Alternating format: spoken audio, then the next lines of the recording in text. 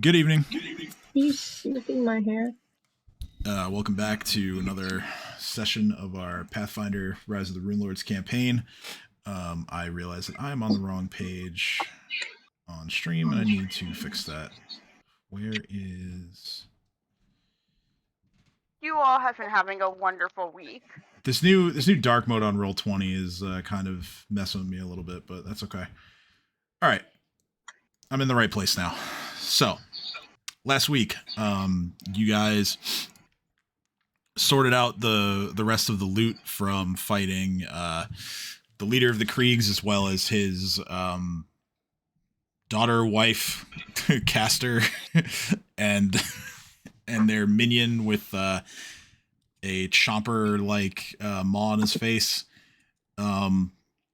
After that, you guys healed yourselves a bit and then headed down to the basement where you encountered the previously missing Caven Windstrike. He sort of opened a door to the south after some pretty tough questioning, and was basically found to be lying through his teeth about the fact that he had said that he had run back to Turtleback Ferry to try and recruit some aid for everyone.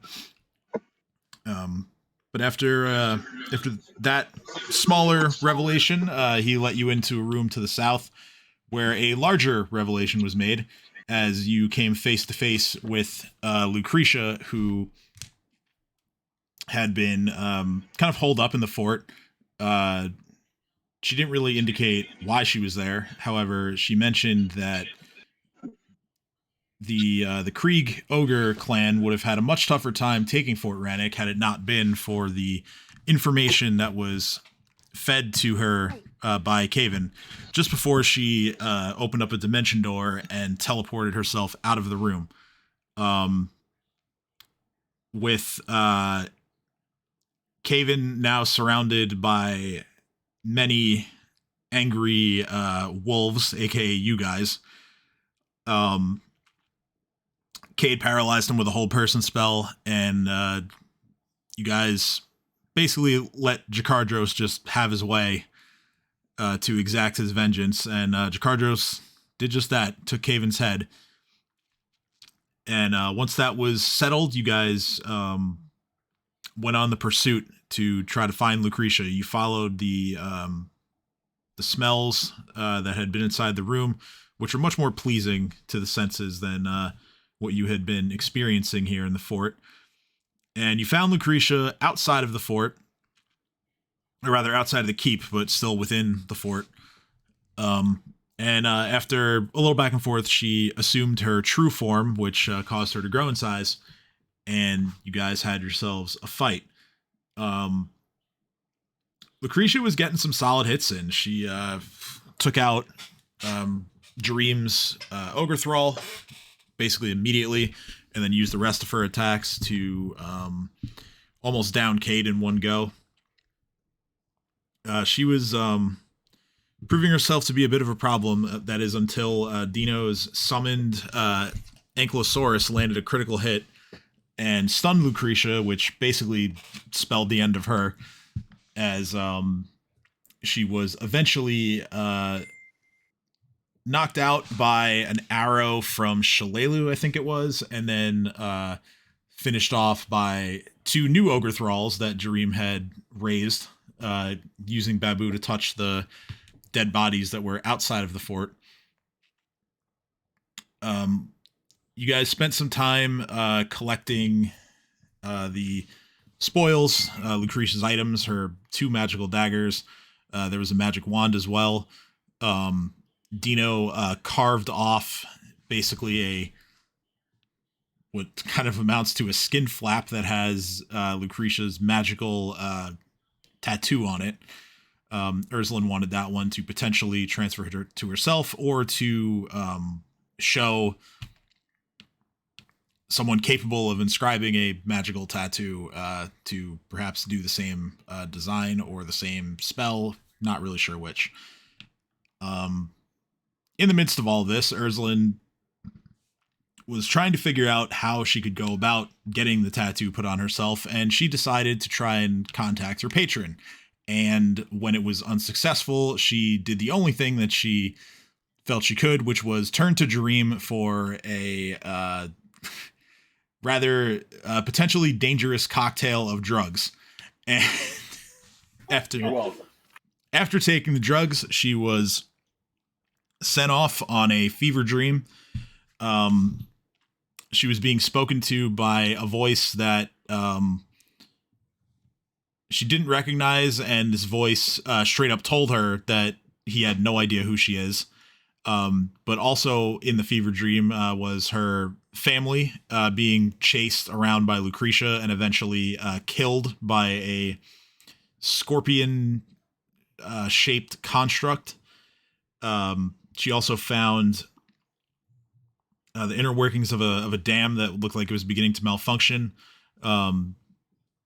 passing by several types of nasty creatures inside of there, including trolls and some sort of two-headed monster, and finally another creature that she couldn't quite make out what it was, but it was attempting to kind of cry out to her for help, but it was too weak to have any of the words and messages materialize. Eventually, Ursulin was came down from the trip, and then you guys showed Jakardros a list of names that Lucretia had written down. These are names of people who have agreed to basically give their greed for the master's need, as it said. Among this list of names was Caven's, and it was circled, leading you to believe that he was an important name on the list, at least. With all of that settled, you guys have elected to head back to Turtleback Ferry. There is, however, a storm brewing off in the distance. You've heard the sounds of thunder coming from the direction of Turtleback Ferry, for what that's worth. And that's where we left off. So I'm going to simply ask if there's anything that you guys want to do before you set off to go back to Turtleback Ferry. Remember that big, like the leader of the ogres? Yes. I'm gonna go get him. Okay. So yeah, you make your way back into the fort. I can only assume Chopper is going with you. And you head on down and collect the corpse. It is rather heavy, as this is a 14-foot jacked out of his mind ogre, or was. Maybe, but Chomper is strong. Chomper is strong, and so are you. Why don't you just take the head? No. Well, the whole body, I guess. Whole body. The head doesn't make a good timeout ogre. One more point of order was in the recap was that among the names on the list, Cade had also found some more puzzle words, pieces to the riddles that have been placed before them. So that's already been added to the handout.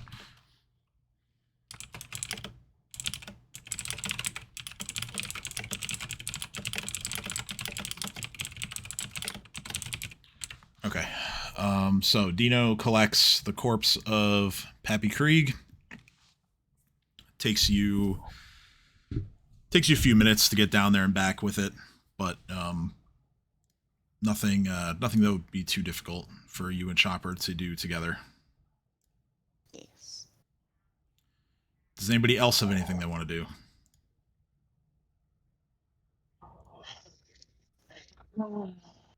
Okay.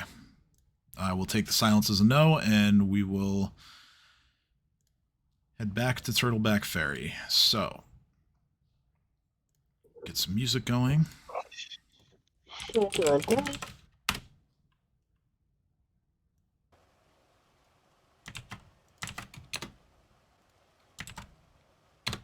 So, in the time that it took Dino to retrieve the corpse of the ogre, it has begun to rain at your location. It is a pretty steady rain. That only intensifies as you guys get closer to Turtleback Ferry. Move you guys there now. Oh, that is not where I wanted to put you. Here we go. Alright, so you guys enter about there. That.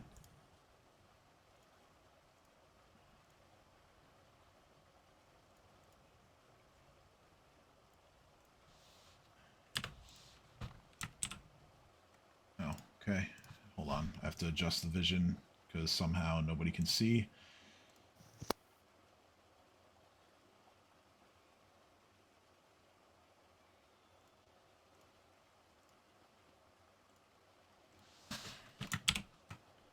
Why? Why is this happening?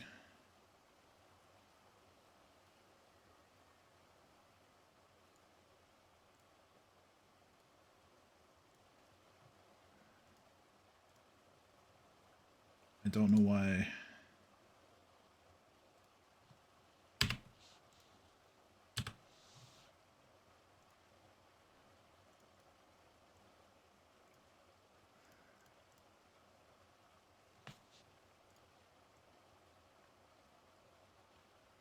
All right, so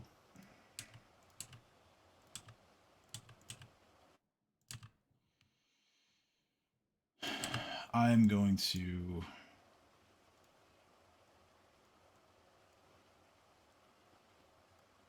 okay. It was so weird. I was copying and pasting everyone's tokens and it wasn't giving you guys vision. But You sure you didn't blind us by mistake? Maybe Roll20 is not being dumb? Who am I kidding? Roll20 is always being dumb. Roll20, a new Roll20 dark mode feature where everyone is just blind perpetually. No one is allowed to see. It may be dumb, but it's free, and I'll take it. That is true. So, I do like the theory that we totally misunderstood what exactly dark mode does. You imagine? Guess so. All right. So as you get closer to Turtleback Ferry, you notice that the roads just outside of town are beginning to flood, actually. And when you arrive back in town, you see that the situation is much worse there. The village of Turtleback Ferry is actually drowning. The muddy, surging waters of the Skull River are tearing through the center of the community to fill Clay Bottom Lake with a terrible fury. Many of the buildings that once sat comfortably on the river's banks are already flooding and in danger of collapsing from the rushing water. These buildings currently are the ones on the west side of town. I'm gonna ask a really dumb question. What's causing the flooding? Is it raining, or did we destroy a dam? Roll a nature check, please. Okay, so maybe it wasn't a stupid question. So Kate's also gonna maybe start yelling for people to see if anyone's well trapped. Sorry, Roll20 is throw the cookie out of my mouth. Roll20 is doing the loading thing. Just give me a second. Sounds like a typical dog. What have I missed? So you guys are arriving back in Turtleback Ferry, and the village is flooding at the moment.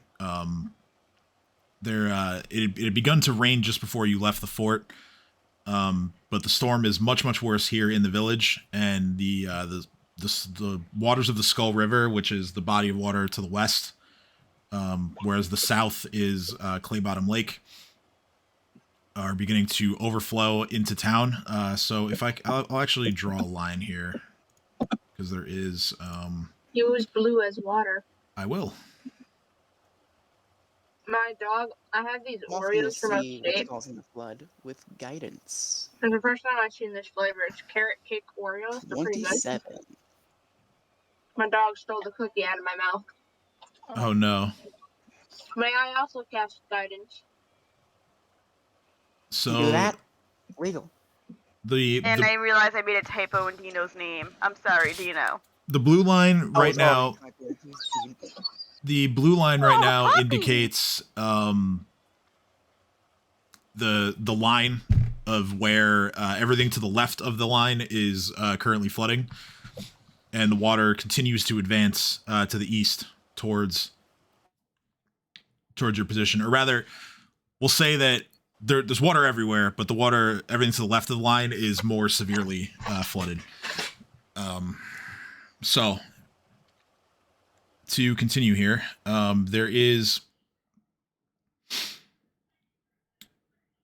a group of children as well as a woman who are huddling aboard one of the old turtle shell ferry boats. However, this tiny vessel has been itself flooded and is currently lodged up against the general store, which is number 5 on the map right here. And the boat is threatening to capsize at any moment. Beyond there, even though it is its foundation is currently a few feet already deep in floodwater, the church, which is all the way to the southwest, continues to stand solid. And in other buildings, but especially the church, you can kind of make out that there is some frantic movement in the upper floors, as anyone who is trapped inside is kind of rushing about in an attempt to save whatever they can, possibly even in prayer, or they are tending to any sick people who happen to be inside. As far as the source of the rain,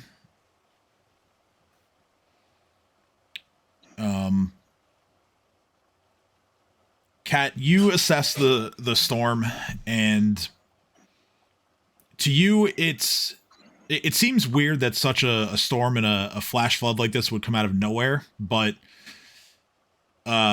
you don't feel that it's so out of whack that there's something else afoot here. You being a pirate have seen crazy storms before. You've seen your share of them. This kind of just seems like one of those. Dino, you really concentrate on everything that's going on around you. No more cookies. You do get the inkling that there's something that's causing this that's not necessarily natural. Can I do an arcane check? Sure. So I'm just gonna yell out something's wrong. I'm gonna dash over to help the mother and kids as fast as possible. I don't know anything. Okay, yeah, Ursuline does not detect any sort of magical influence here. Okay, so Dino, you sprint over. My dog is doing the puppy eyes, trying to get more Oreos. Great. Making your way through the floodwaters.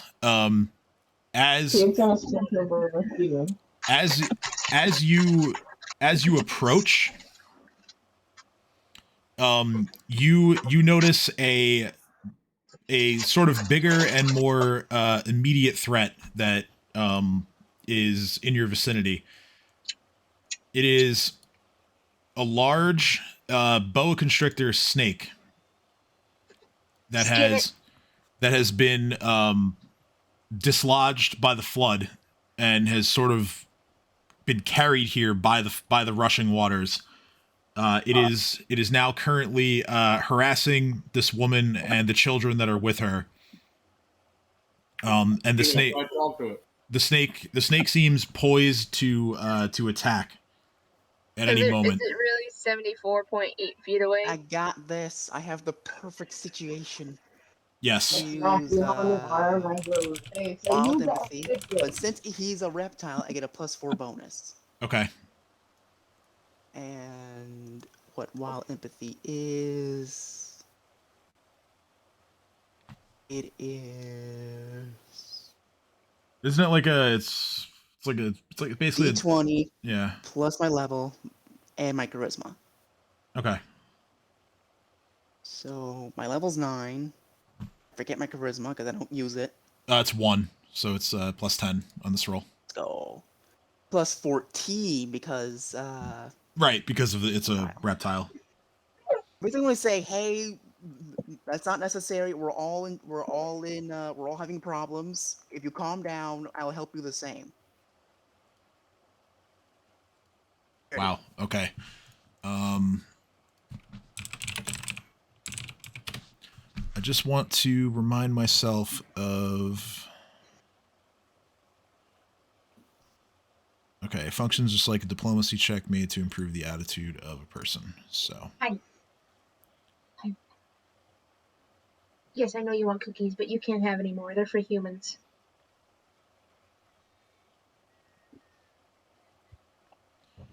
Okay, so the roll is a success.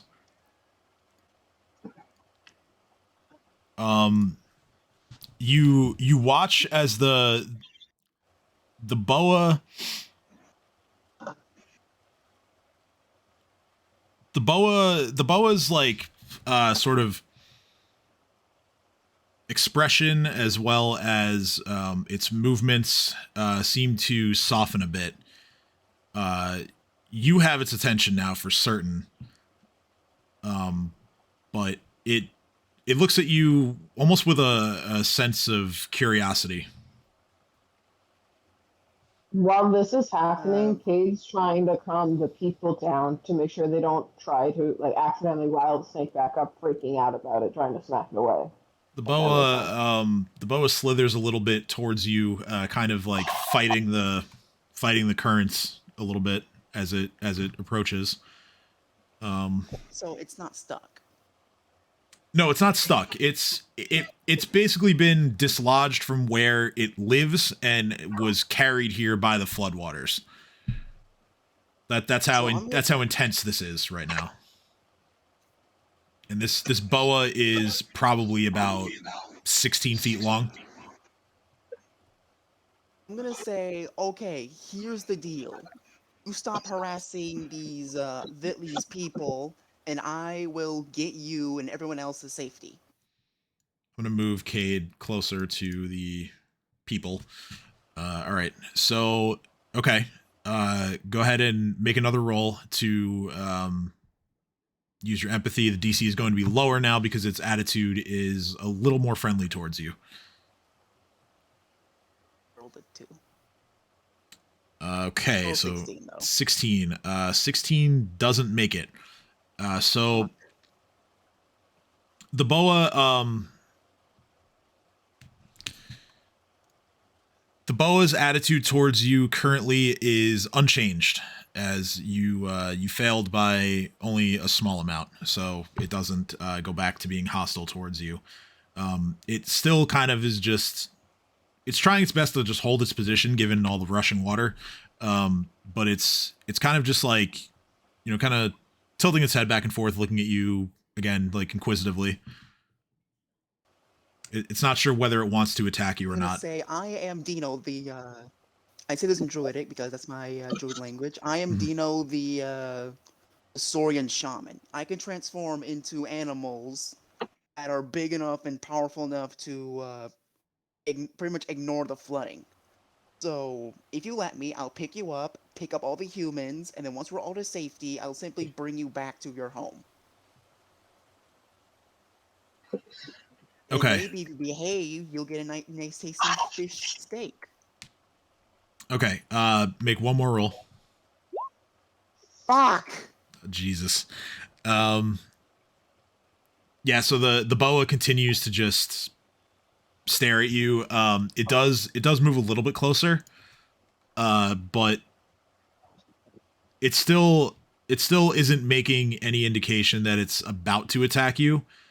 However, during this time, you've distracted it enough for Cade to make it over to this woman. It's a middle-aged woman, dark hair, average figure. She looks to be dressed as some kind of school teacher. I asked her if those are her students. She has a terrified look in her eyes right now. So all she can do, she just looks at you for a split second and kind of just gives like a nervous, like half nod. Okay. So Kay just kind of looks at them and goes, I know this is going to sound insane, but right now that snake is not your problem. My friend's taking care of it. I need you guys to come with me. I can only guarantee one of you safety at a time. So who's coming first? The first to take you up on that offer, really with no hesitation, there is a young girl, probably maybe like 6-7 years old, looks like, blonde hair and some pigtails. She manages to find enough footing to leap off of this small boat, basically just into your arms. I catch her, hopefully. I do my best to catch her. Yeah, and, you do. Okay, cool. I'm gonna put her pretty much like on my back, like backpack style, and start moving her back to where everyone else is that's safer. And then keep repeating that until I get all the kids out. Okay, so yeah, this is going to take you a few minutes. There are, how many kids are there? There are... I'm gonna use my rope if I can to like tie myself down to like this house where obviously it's drier. Okay. I just tether myself hard there, so then like I have a line to like start pulling myself on, so even if I do get tired in the water or if it happens, like I'm okay. Okay. So yeah, there are about a dozen kids. So again, if they're small enough and I can take two at a time, I will, but I'll gauge that accordingly, and however long that takes me to do, I'll do it. So given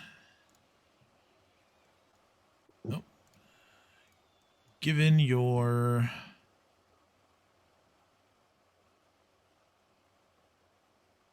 carry capacity, any more than one at a time probably has you encumbered. That's kind of what I thought. All right, so yeah, I'll start working it one at a time. I'll ask for help from Dream and see if he can fly them out also one at a time. Once Jakardro sees what you're doing, he also will step in and help. Cool. So this will allow you guys to move more of them at a time. At once, yeah. Sweet. And once it gets up to the teacher, I'm gonna ask her once I have her secure, when did this start happening, and see if now that I got the kids out and she's calmer, hopefully, as I'm getting her out, and she'll actually answer me.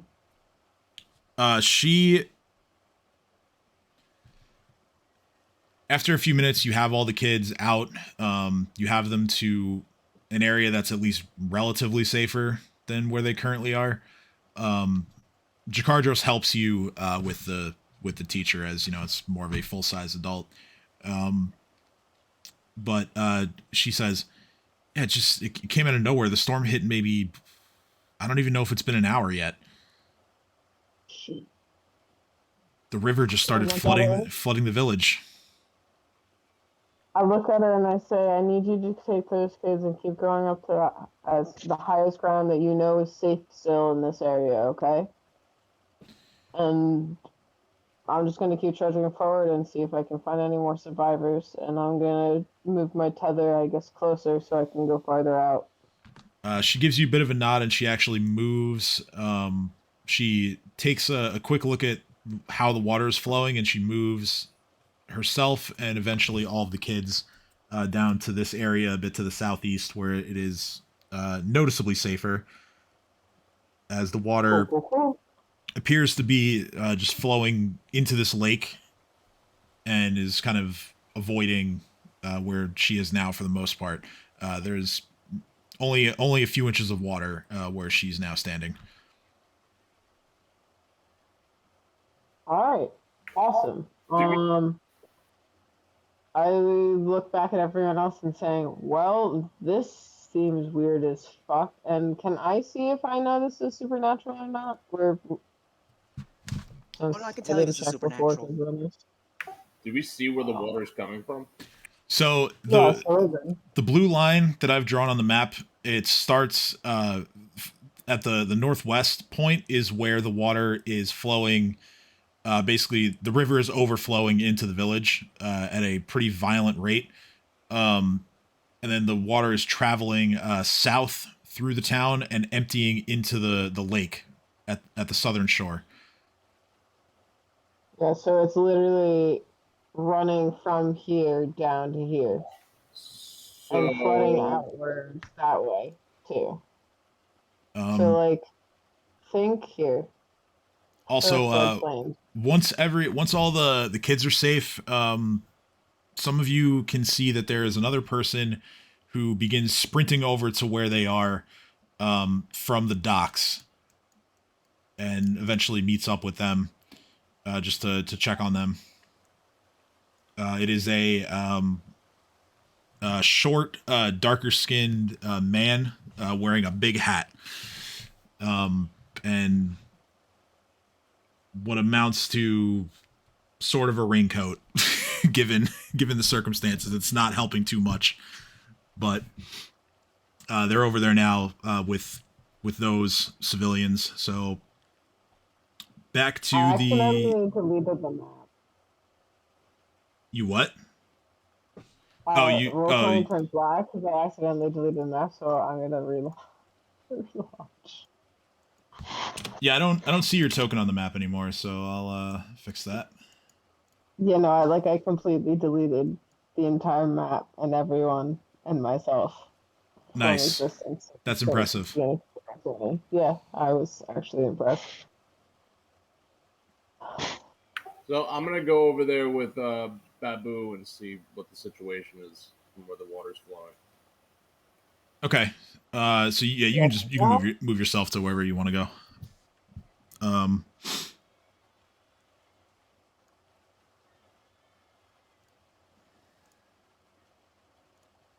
You guys watch Jareem and Babu take flight, and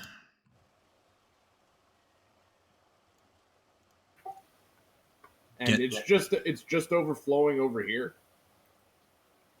Yeah, it's beginning. The flood is beginning to get more severe, more surface area basically of the water is flowing into the village. But yeah, the source of it is this general area right here. So what I'm seeing visually is that the water's flowing this way, like this way, but the floodplain goes all the way out to like here, in this area is also all flooded. Does that make sense? Yeah, basically everything to the left of the line is more flooded, like significantly more flooded than everything to the right of the line. Okay.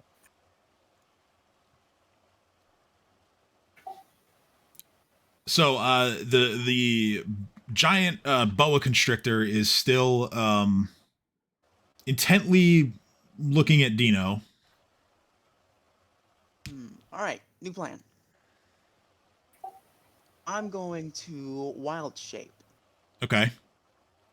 Into a giant cobra, which is large sized. All right.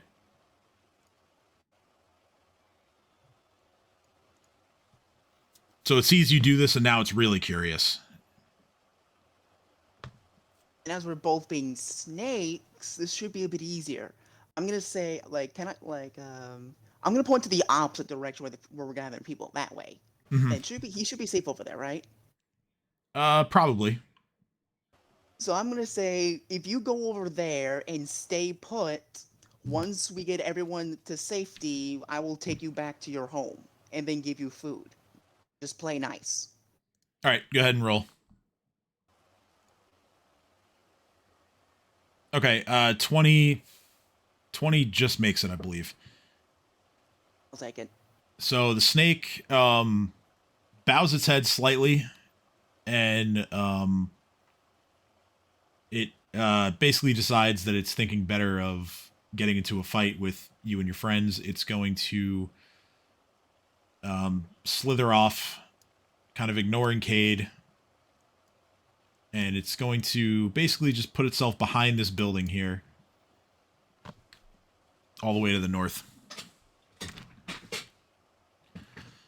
And then I'm gonna cast Ant Hall, so I can carry more people out. Okay. I'm gonna ask Kay to come with me, because although I can carry them out just fine by myself, something tells me they're not gonna be willing to come along with a giant Emperor Cobra. I would imagine that they wouldn't, yeah. So that's why I have Cade. All right, so Cade and Jakardros offers the help as well. You guys go around taking some time, but you guys go around and check all of the buildings in your immediate area to look for any people that you can free from any predicaments. And there are the Emperor Cobra has 30 feet movement. I get more thanks to Long Strider, but I also can climb and I can swim, so I should be able to get everyone. Yep, snakes can do Everywhere all that. I can't. Everywhere, like if I know people are on the other side of a wall, like a building, I'm just going to use a Vital Strike bite to like pierce through the building. Gotcha. Okay. So you spend a few minutes doing this, and you do rescue a few people. Most on this side have managed to evacuate already. The man with the big hat notices you guys doing this, and he comes running over,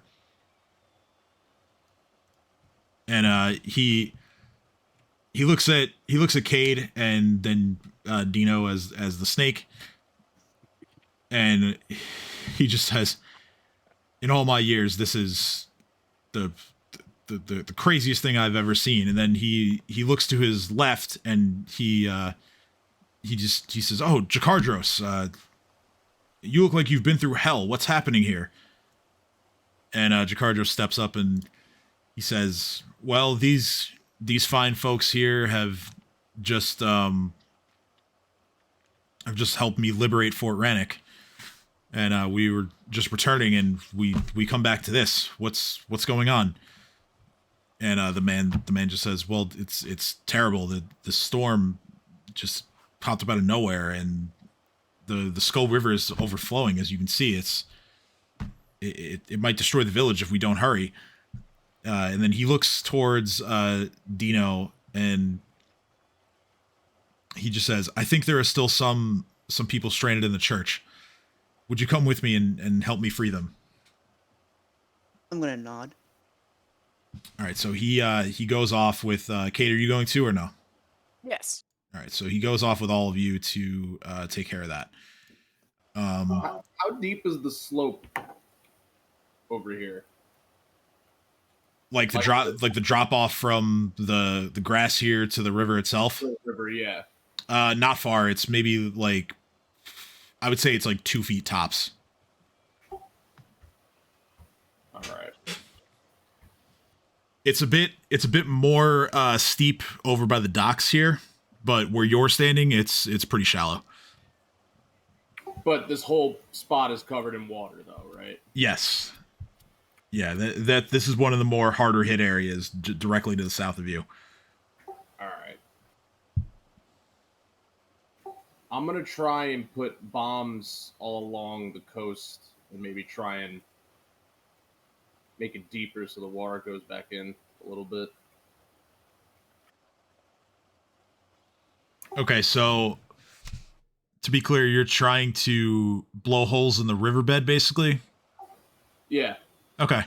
To redirect the water. So yeah, go ahead and roll up however many of those you want. or however many bombs you have for the day. I forgot that's the thing too.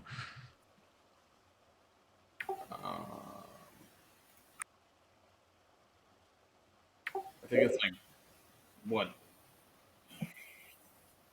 4 or 5? I'm not sure. Let me see. You have.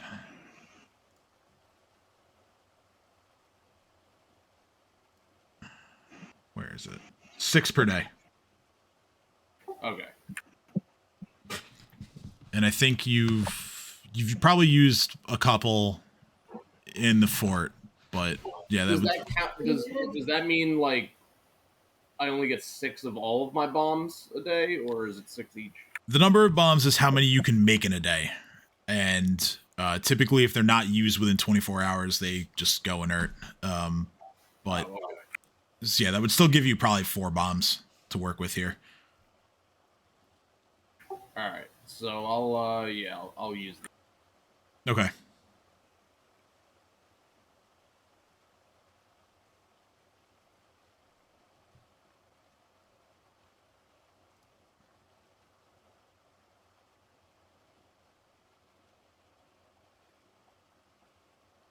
All right.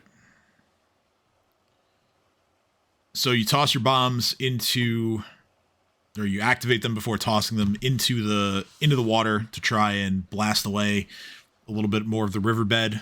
The first bomb,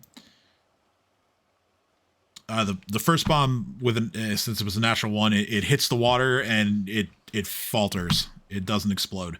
The other 3, however, do explode.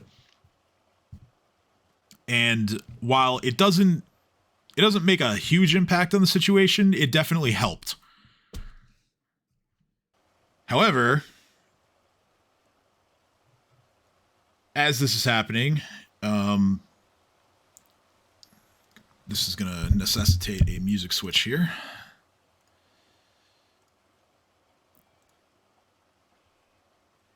A huge, well, probably even larger than huge, creature. Let me go back. Those of you who are near the riverbank, so Cade, Dino, Dream, make a perception check for me. Guidance. Not great. Not great, my friends. 20 is pretty solid.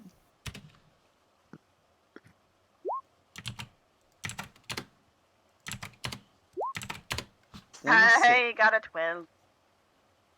Good job, Cat. Only the people that are near That the means nothing. only the people you don't, because you're not near the river. Only people that never are mind. only people that are near it. So, Cade and Dino, you both make out what looks like a huge black tree that is being swept down the river, and this tree looks like it's on a collision course with the church. Just before the tree would impact the church, it submerges. And then the floodwaters in your immediate area surge again, even more violently than before. And then you hear from under the water there is a thunderous roar. And a creature is emerging from the river. Nope. Cade's singing this. Very off key, as they are trying their best to not lose their shit. Guys, there's a water dragon! I don't know what it is! I don't like it! What the fuck is it? Can I see what it is? Can I roll to see what This is going to be knowledge planes. What does aircraft do at a time like this? Oh my god, stop it. Never. I'll give you guidance. So I'm gonna say that Cat heard Cade shout. So Cade shouting and ran away. Yeah, Cade's shouting about this, going, why is there a water dragon? Why is there a water dragon? So Cat doesn't hear anything. She just hears this thing because she can't I don't think. Can I roll perception to see if from where I was, I understood what Cade was yelling? Yeah, because Kate's just screaming. Sure. You know, Kate. You don't. No, but I hear shouting coming from that direction. I don't know who's saying it. I don't know what it is. Yeah. Can we go with that? Yeah, you just hear loud noises. Pretty much, I hear loud noises, so I run to the loud noises. Okay. And I get about here, and I go, oh, wait, can I see it from there? Yeah, it is a gargantuan-sized creature. I go, holy fuck, water dragon! Why was nobody shouting about the water dragon? Kate just starts screaming, water fucking dragon! As they're doing this, can I call over Chomper?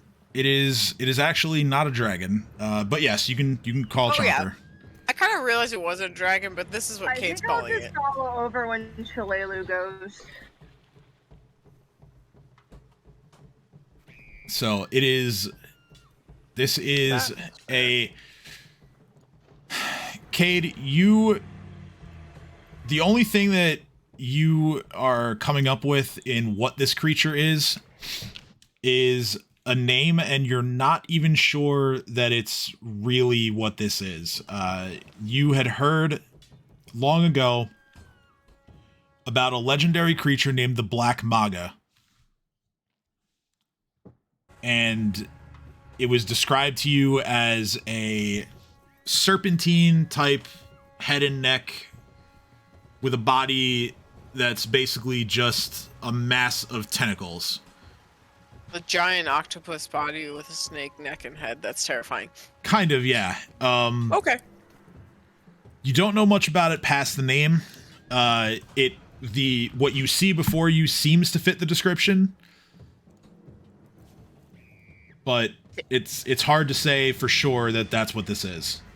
So Kate's just gonna keep most of that information to themselves and think that, just explain that it's definitely something from a different plane, and it is, we should either run or fight, but we should not just stand around and do nothing.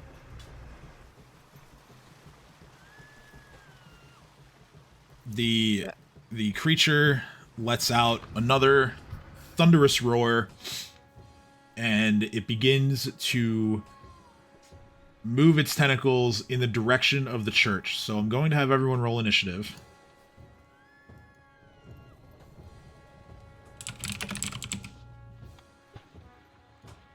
Is this at all the thing that I saw in my fever dream? No, this is not something that you saw in your dream. I'm really winning It's not these rolls the BDI tonight. thing? No. No, Wait, my wait. character took God, drugs. fuck. Beady-eyed thing. Yeah, you said something about underwater and it had yellow beady eyes. This. Oh, I didn't click No. on my toe. No, Here, hold on. I remember what that was now. No, it's not this. Okay. No, it's just rubber. Well, I have good no, news. Maybe. The creature rolled a nat 1. Yeah, but The so first two fear of the members of our creature. party.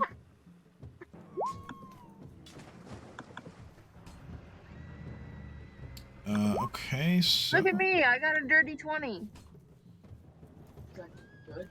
I mean, considering everyone else rolled for shit, yes. geez, 3 natural ones between you guys and the monsters, or the monster. Just need dreams roll, and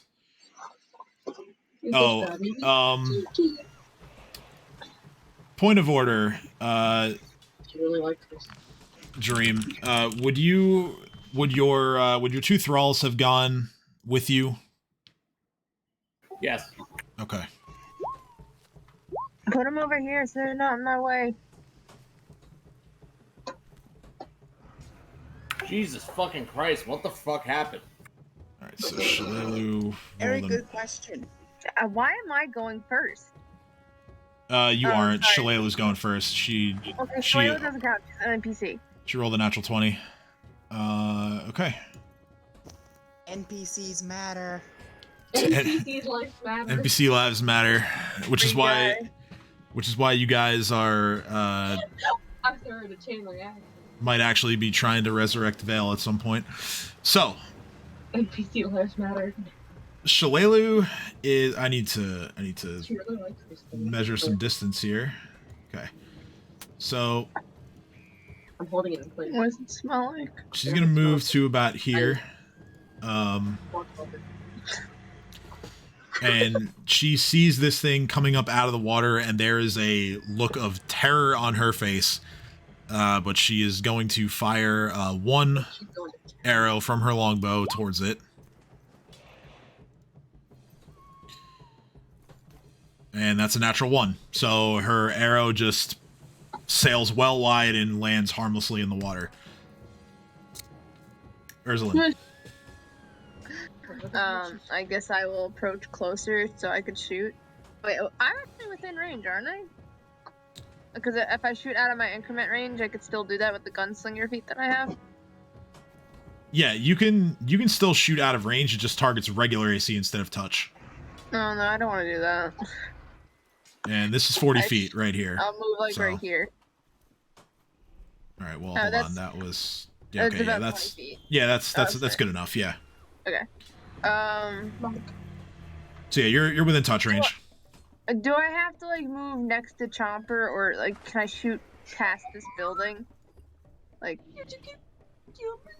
Yes, it's a dinosaur. Well, Have you not been paying attention at all when I play D&D? well, you're not shooting through a building, so Well, that's what I mean. Are we ignoring these obstacles here, or am I taking penalties from them? well, I mean, we're not ignoring architecture for sure. So yeah, Is there a way for me where I'm standing to actually physically shoot the thing? Is it huge enough where I can ignore the structures and like shoot above them? I would say you'd have to move like closer to Chomper to probably have a shooting Alright, lane. I'll just like move to the side of this building here. Wait. Oh, that would work. Yeah, that's still okay. Where Fluffy is. Yeah, that's still okay from your original spot. Because then you're shooting. So yeah, you're like right on the edge of your touch range. Yeah. I shall bring my Fluffy with me. Boop, boop, boop, boop. He goes right here. All right. So one shot from your rifle. Only one? Yeah, because you move more than 5 feet. I know. Well, unless you want to do rapid shot, then you get 2. But Okay, well, I think rapid shot is not on, so I'll just do the first one. all right. 25 hits. Now I will put rapid shot on for the next turn. And that's 1 bullet. Okay. 25 hits. Your bullet lands on the creature. It doesn't seem affected at all. No, not another one. Fucking resistances. Wait. Is Chopper the one that? Chomper's the T-Rex. Wait, is that the one that someone was arguing that he gets money to? Yes, that's Okay. his owner. Wait, All right. So Kristen. anything else? Albert still deserves payment. My peanut gallery over here would shut the fuck up. Jeez. Question. Yeah, but Just jealous that she's when right. It's not my turn. Okay, it's not my turn. You may ask questions. All right, Cade, you're up. Oh, Okay. What the hell is she Cade is looking at this giant thing, I was just and it's waiting. wow. That's actually closer than I expected. Molly. Stop. I'm gonna curse it. Hammer time. Okay. Ew. Ew, get that. Ew. Don't forget to stare it. You said just dollar toy. It's a piece of rabbit you can do. No need. The will save is an 11. Molly. I do want to check one thing first. But what curse would you like to bestow? I think I'm going to make it take a -4 on all of its. Video? Attack Yep. rolls. Attack rolls, saves, ability checks, and skill checks specifically. All right. -4 to attacks. Saves, ability checks, and skill checks. All right. I don't have icons for those, so I'll just remember that. This lasts... Oh, permanent. So... Yeah, no, the only way he can get rid of it is by literally the remove curse. The thing's listed, yeah. Or a wish spell, yeah. Yep. All right. So cool. The Black Maga is cursed. I'm gonna put it under a stare as well, and I'm gonna grin at it and say, good luck. Okay. So it's under my stare. So And that'll bring us to Dream's turn. Dream is further north, kind of out of range of anything here. I'll take my turn really quick. I don't have to leave yet. All right. What do you want to do? You're pretty far away. You're like 80 or so feet from the creature. Your nearest ogre thrall is about 60 feet. What's their speed? Let's see. I think it gets slower when they're undead. Let me double check for you. Oh, not really, actually. It's 30 feet, so... With a... Move them both 30 feet. All right. I mean, you can just have them take a full run and get there. No, I'll do that. All right. So full round run. Both ogres get to within swinging distance. I'll fly over there. Okay. Yeah, you have more of a fly speed, so you can go 60 feet. I think is your fly speed, right? Yes. All right. So yeah, you can get pretty close. You can get to where did my ruler go?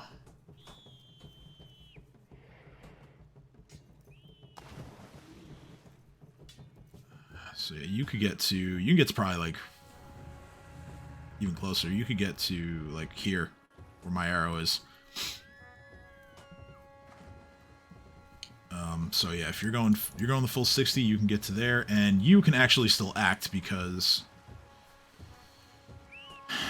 going 60 feet is in flight is just a move action for you. So you can still do stuff if you want. Cool.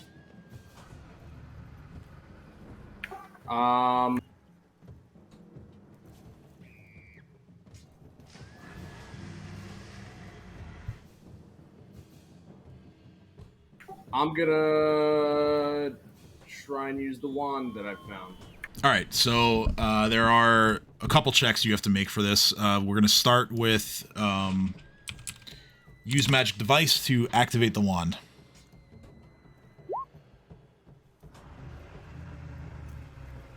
All right, so let me see here.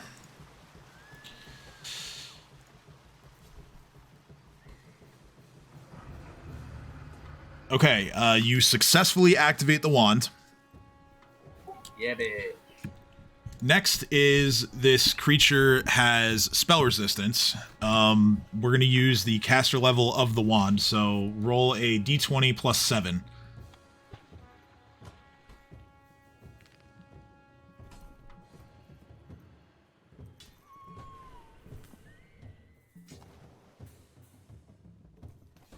That's not going to make it.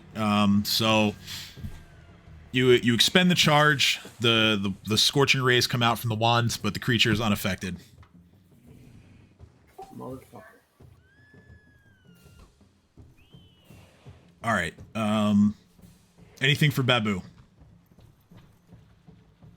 Nah, he's gonna hang back. Okay.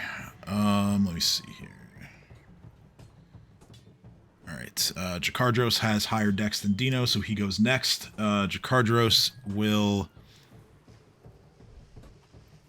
move to get an angle. He will fire one shot from his shocking longbow. That is a 30, which hits. However, it doesn't do very much, given the creature's resistance. Or actually, no, it's a magic weapon, so it does its full damage. It's gonna be his turn, and now it's Dino's turn.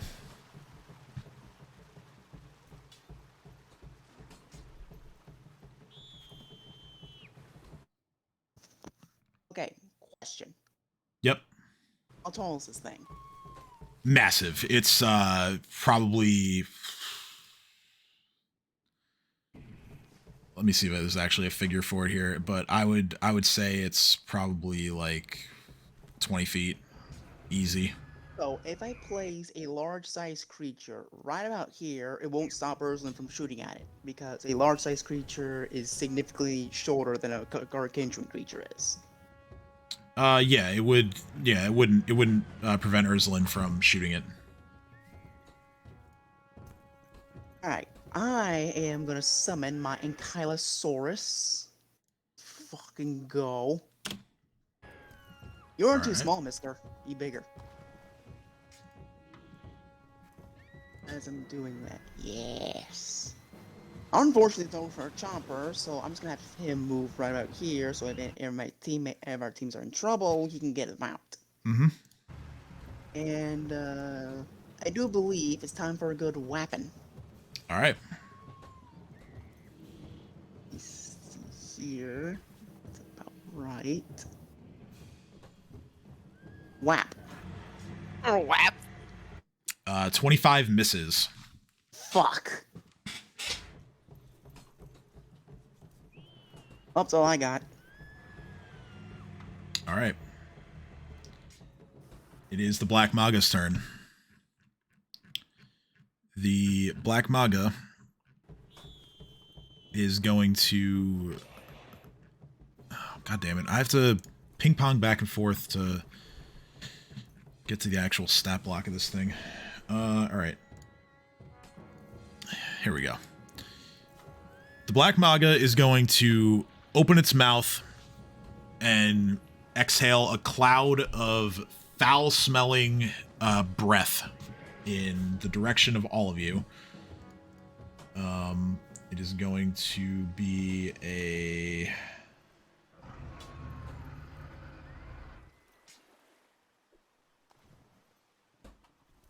Yeah, it's going to affect everyone.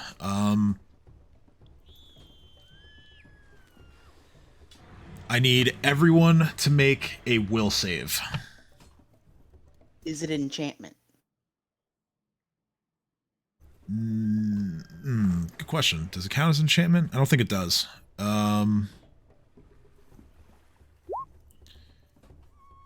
It is mind affecting, but it's not considered enchantment. Because it's not a spell, it's a supernatural ability. Weird, but okay.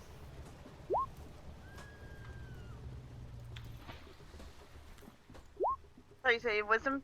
Will save, yeah. Oh, whoops, sorry. That's the wrong one. There you go. Okay. Finally, a roll that didn't suck. Well, still not enough. Let's see. Dream. Okay.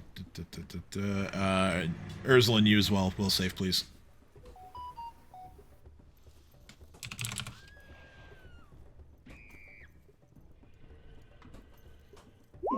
Server issue. Can you roll it for me? Sure.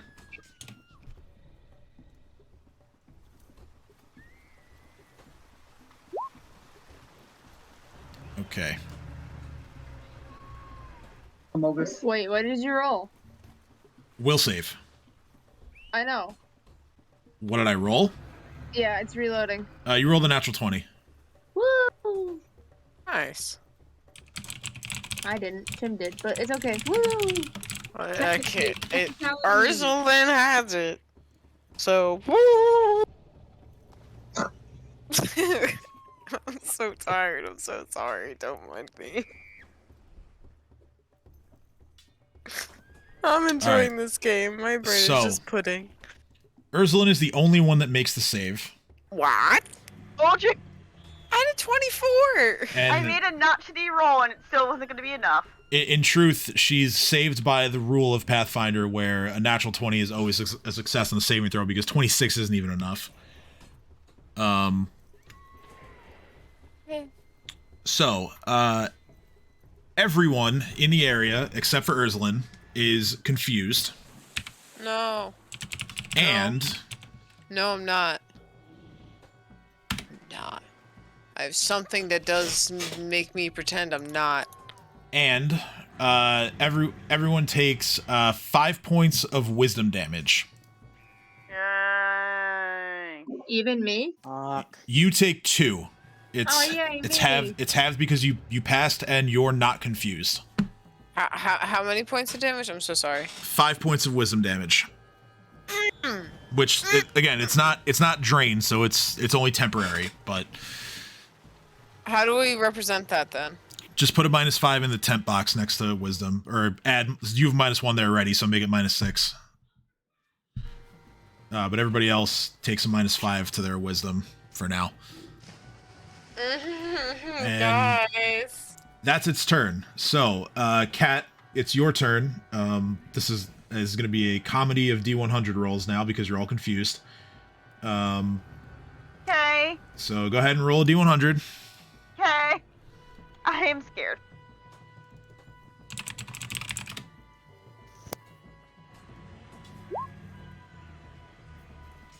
Got 78. I don't know if that's good or bad. 78. Sorry. Okay, so you attack the nearest creature, which is Shalelu. So you can roll any melee attack against her. So, question. My curse did nothing. So what is it to just like punch her? That's just melee, right? Yeah. Okay, yeah, 9 misses. As I'm doing this, I'm like, I'm sorry. All right, so that's your turn. Back at the top of the round. Oh, I forgot to roll a duration for the confusion. No, we could just pretend it's 1 round. It's over now. It's okay. It's also 5. No, it's 1. All right, so Shalelu, she rolls a 38, which is... She gets to stand there and babble incoherently like Cade did. It's gonna be interesting, guys. Ursulin, it's your turn, as the only not confused person.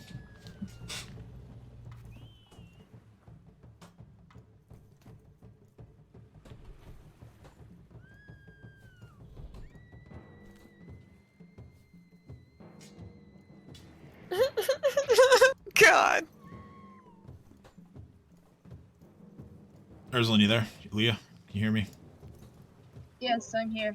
Okay. Sorry, my brother's in my room. Oh, no worries. Just want to make sure that you weren't having more, like, technical difficulties. No, just annoying. Yes, that. May I shoot it again, or is the dinosaur in the way now? No, again, you can shoot over it and hit the creature. Oh, is everyone confused? Everyone except you is confused. I'm just gonna look around and be like, the fuck? Is my cat confused? I didn't make it roll a save, but if you want to find... Alright, yeah, if you want to find out if it's confused, sure, we can... It's my cat. Why does it look like it's gonna kill itself? Is he also confused? Yeah, he's also confused. I'm just gonna look at my cat and be like, you're supposed to be my stability! Why does Fluffy look suicidal? Fluffy looks like a gangster. I don't know what you're talking about. He looks depressed. Fluffy... Because his photo is horrible, but look at him. He's like licking a paw. He's all gangster-like, like an old man. Fluffy, in his confusion, attempts to bite you. Misses. And fails, Thank you yeah. very much. I'm just gonna grab him by the height of the neck and put him in my bag of holding for a quick second. Okay. He has 10 minutes to breathe in there, right? Something like that, yeah. Yeah, okay. I'm gonna put him in there, and then I'm gonna rapid shot. My God, it's not animal abuse, okay? It's so that he doesn't hurt me. It's so he doesn't die. It's so that I don't accidentally kick him for biting me. All right, so 3 shots. Animal lover. Oh, okay, I'm getting there. Hold on. Ba-bam. Let's see here. Oh, please, no! The fucking 10 is not a crit confirm.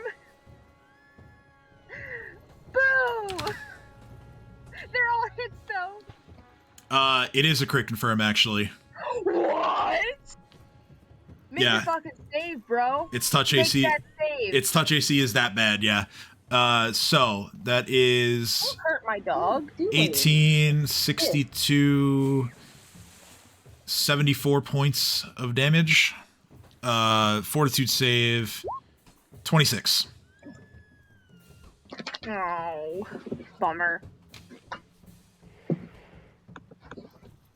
I have one bullet left. I'm going to see if there's any way I can dispel this confusion. Or like figure out a way to make my cat not confused. Oh, actually, Would it just be heal? I was reading its damage resistance wrong, but don't worry. Does my bullets not work that effectively? I feel like the sonic damage itself is something separate. So if it doesn't have sonic, yeah, the sonic damage goes through. I'm guessing it's half damage on piercing and bludgeoning. That's not how resistance works. It's like a flat number that can only be bypassed by certain things that are outlined in the stat block. This creature has multiple conditions that have to be met to get past its damage resistance. Conditions. And also, elemental and energy resistances are treated differently. It is not resistant to sonic, so again, that damage goes through. No, yeah, I figured. As far as your cat, yeah, go ahead. Make a heal check, I guess.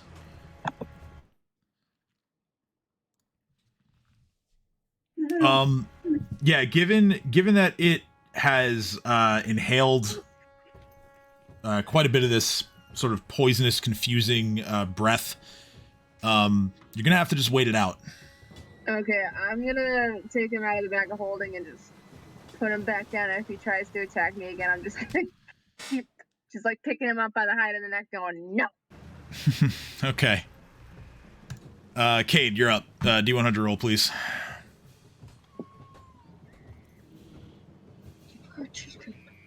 Why do I have to give her the cheesecake? It's your closer to me. Want the cheesecake? Okay, 66. Does not want the cheesecake. 66. You with what do you have in hand right now? Any weapons? No, because Cade was running and helping children and trying to see if people needed help. So Cade is both their hands open and free. Alright, so you, in your confusion, you punch yourself in the face. Fair. You deal yourself 2 points of damage. Rock'em sock'em robots, right in the face. And you don't get to use your touch treatment. I tried. How many points of damage am I taking in the face? Just two. Just two. I already took it off. You're good. Okay. All right. It's Dream's turn. Rob, have you left, or are you still there?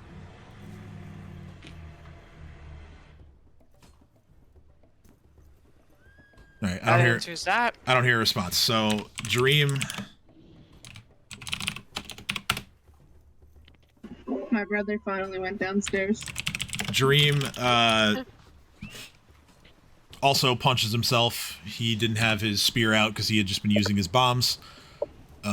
So he deals himself four points of damage. Yeah, self-injury. That's what he rolled on the confusion table. Oh my god, I want to look up the confusion table because this just sounds fun. Babu gets to act normally. So Babu is going to fly forward and scratch him up, as he is apt to do. 26 misses and 10 also misses. The ogre thralls. Okay, one of them attacks the other one, and the other one just babbles incoherently.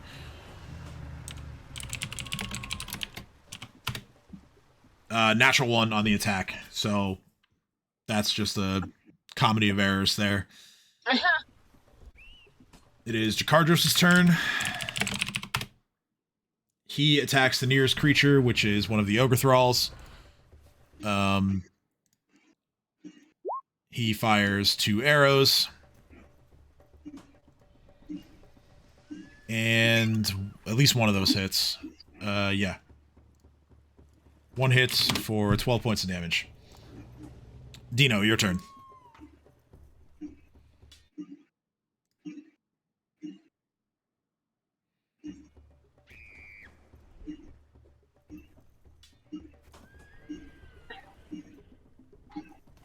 Dino?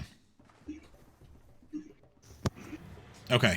I'm gonna go... Sorry, you didn't hear me because Mike's acting wonky. But I said the first one's me, second one's Chomper, third one's Ankylosaurus. Okay, that's what I would have assumed, but, alright, so... You as a giant snake, bite yourself. Oh my. You deal yourself 8 points of damage. Chopper just... You can decide whether he's doing this in dinosaur noises or in common since he has the speaking, but he babbles incoherently for a turn. Human noises. The Ankylosaurus gets to act normally. Yes! Come on, buddy! You are the goat! God 20, damn it! 22 misses, unfortunately. Goat failed. Alright. That's all I got. It is Black Maga's turn. The Black Maga is going to make a series of attacks with its tentacles. It's going to attack these 4 creatures here.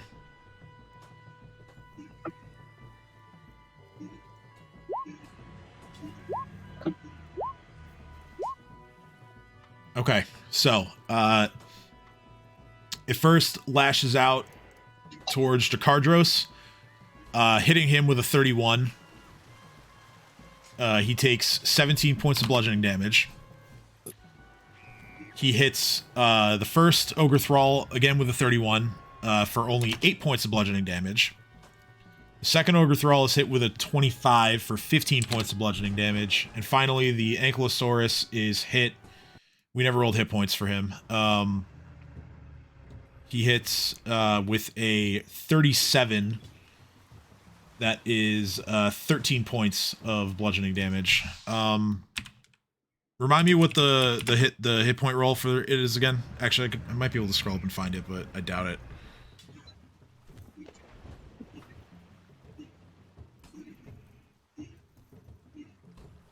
Nope.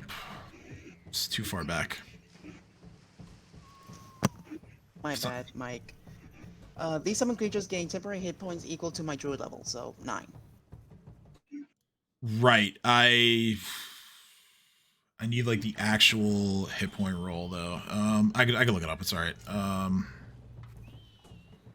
We can proceed. Oh, hold on. Actually, it's not Cat's turn yet. I have to something else that I have to settle. It is 10d8 plus their constitution. All right, so 10d8 plus 39 because of your thing, your bonus. All right, so 74. So it took 13. It has 61 hit points currently. Now the creature gets to make a grapple check against all four of these creatures. Oh my. I also need the Ankylosaurus to make a fortitude save.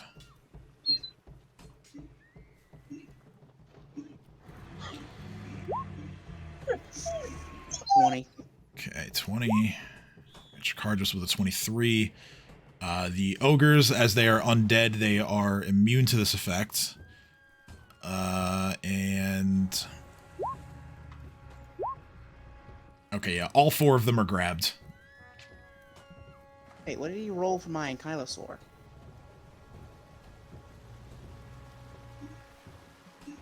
What's that? Oh wait, never mind. I was looking at the wrong number. Okay. God damn it. Roll a 28 plus. Jesus fuck. So, for this save, Jakardros makes it with a 23. The Ankylosaurus fails to save with a 20. The effect here is the Ankylosaurus is energy drained, which equates to 2 negative levels. And So a negative level.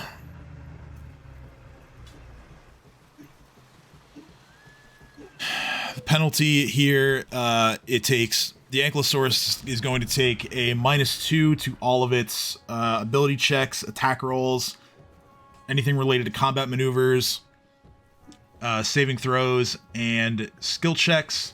It also loses 10 hit points, like max hit points. And that is all of it.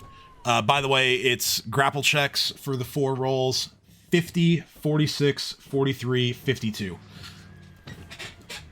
of course it gets super high rolls while I'm stuck with like a plus 13. Okay, now it's Cat's turn. So, Cat, give me a D100 roll, please.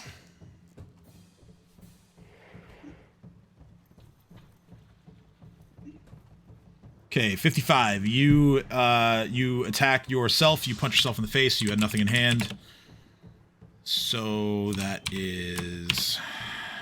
I don't think you got. I don't think you've any. No, you've +1 to your strength. So you deal yourself 3 points of damage in your confusion. Suddenly, I hurt my. It hurt itself in its confusion. It makes so much more sense. I know, right? So we're at the top of the round. This is the 3rd round of combat. Shalelu gets to act normally again. So she will notch a couple arrows. She kind of like, she first like reaches back towards Cat and kind of just like, Cat, she like touches your shoulder and is just like, you need to fight it. And then she starts I'm trying. notching her arrows. 24 is a miss. And the second one is a natural 1. It ends her turn. Ursulin, you're up. Okay. Can you hear me? I can. Okay, Loud, cool. loud and clear. I will shoot once with me. Why am I a fluffy sheet? Fluffy can't do anything. God damn it. I gotta take point blank. I gotta take rapid shot off real quick. Hold on.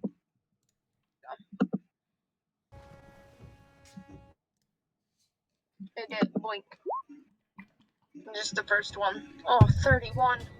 Oh, so close to a natural 20. 31 hits. That's just the first one. Yep. And then I will spend a grip point to quick reload. Actually, no, I can't do that, can I? No. Because it's combat action. Yeah, the rapid reload is a feat. It's not a grip point feature. Hmm. So yeah, your rifle is now out of bullets until you reload it. Alright. Do you want to move at all? I don't know if it's a wise decision. I like my spot. My spot seems to be lucky. Let's see what Fluffy does in its confusion. Can I roll for Fluffy, or do I not roll for Fluffy? You can roll for Fluffy. Yeah, it's just D100 roll. Oh no. Does he hurt himself? I don't want him to hurt himself. If he starts to hurt himself, I'm gonna stop him. He does hurt himself, yeah. I'm going to stop him. I will take the scratch bites, or whatever damage he does to himself. Okay, so you willingly throw yourself in front of Fluffy's claws, and you take 2 points of damage. That's fine. It is now Cade's turn.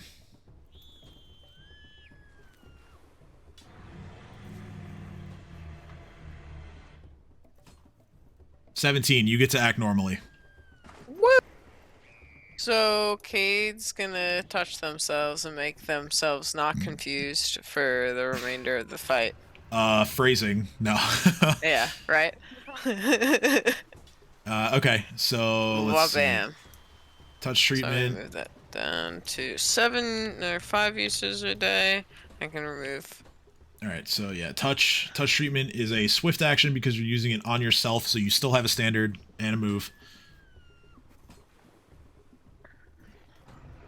So I can't use that repeatedly though. So I'm going to. I mean, I would allow you to move and give up your standard for it to Okay. treat somebody else. Actually, I don't know if you can use it multiple times in a turn. Let me see here. I can use it multiple times a day, but not in a turn. Okay, so then yeah, you wouldn't be able to use it Because again they this turn. say he can remove one condition from one target each time he uses this ability. Right, I don't know. that doesn't say you're limited to once per turn though. So That's true. That's true. So you could, yeah. I'd let you go up your standard for that if you wanted to cure somebody else, as long as it's within your how far you can move. Yeah, I'm gonna cure Dino. All right, so Dino is no longer confused. And then I'm gonna walk past Dino to about here so Chomper doesn't accidentally bonk me in his rage. Yep, that's enough distance. Okay. So it's now Dream's turn. Rob going once, going twice. All right, you're not back yet. So, okay, Dream gets to act normally. Babu attacks the nearest thing, as well as one of the ogres, and the other ogre gets to do its normal thing. So, let's see, what would Dream do? Dream would... Oh, hold on. I didn't mean to move him.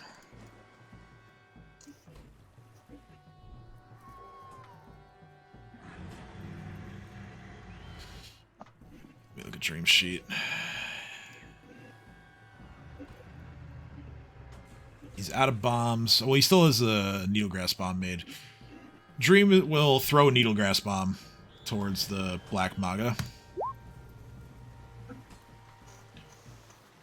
22 hits.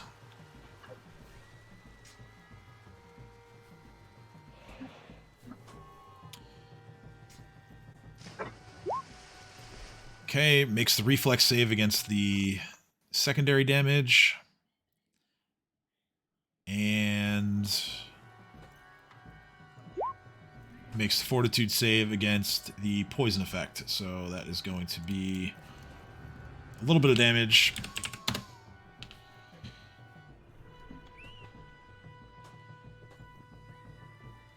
Babu is going to scratch up one of the ogre thralls. Deals a couple points of damage to that.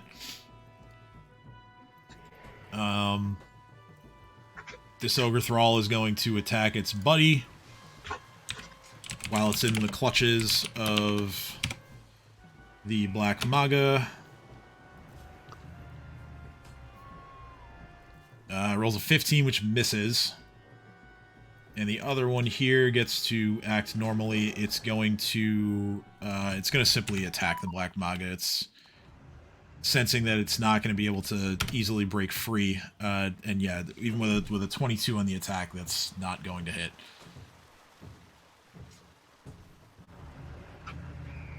All right, Jakardros' turn. Jakardros. It's a 70, so he harms himself. He's carrying his bow, so that is going to be a punch to himself. Dealing himself 3 points of damage. Oop. Alright. Dino, no longer confused. It is your turn. Alright, so I need some big brain plays here. Yeah, I would say so. Okay. So I don't have any 4th or 5th level slots anymore, so nothing I can summon can hit naturally. However, I have a plan. It's probably be too low, but I'm doing it anyway. I am summoning 1d3 plus 1 tiny-sized electric eels. Okay. 4 of them.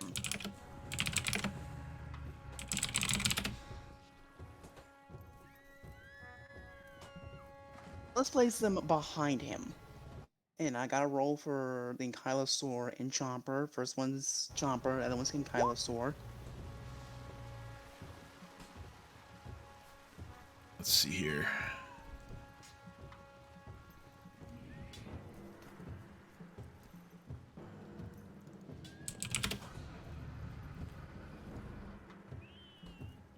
I am absolutely not going to waste time making a token out of this right now, so I will just...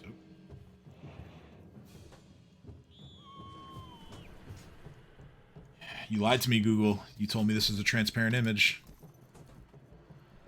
Eyes and slander. Alright, just point out to me where you want them exactly. All behind him, directly.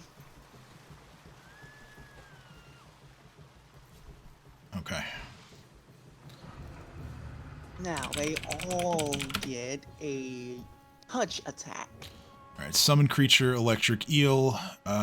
This is... Yeah, so, the touch attack is with its tail. And it's a straight D20 roll. Chomper gets to act normally, and the Ankylosaurus, hits itself. Fuck. The Ankylosaurus is, I gotta look at its, actually, no, I have a sheet open. So, oh wow, that's good. It could be potentially a meaty hit against self. It's a really high strength modifier. The Ankylosaurus deals itself 15 points of damage. The eel's touch attacks, it's just going to be a straight D20 roll. First one. 4 misses. Second one. 19 hits. Third one. 12 hits. 1. 16 hits. So that's 3d6 damage total. 3d6 lightning damage. Yes.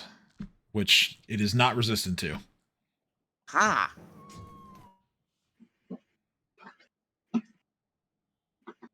Alright, 8 points. Hey, not bad. Good. Be All right. a hell of a lot worse. So now we deal with whatever Chomper is doing, if anything. Okay, let's see here. Oh, wrong thingy.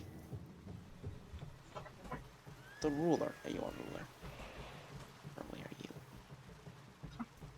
Question. Yes. Can curses stack? I'm going to say no. Okay, here's the plan. So he's 10 feet away, so Chomp's gonna get within 5 feet. You shut the fuck up, Gabe! 5 feet. Then he's gonna grab Jakardros. And then he's moving away the rest of the 25 feet to cover. Jumper can't hit them anyway, so he might as well at least get as many people away from this thing as possible. So let's put Jakardros right there. Okay, it has... So Jakardros is currently being grappled by the Black Maga, so Chomper is going to have to win an opposed check to free him. Never mind, there's no way in hell he can do that. Yeah. Alright, you do? Allie, I looked up the rules. Yes, you can stack multiple curses.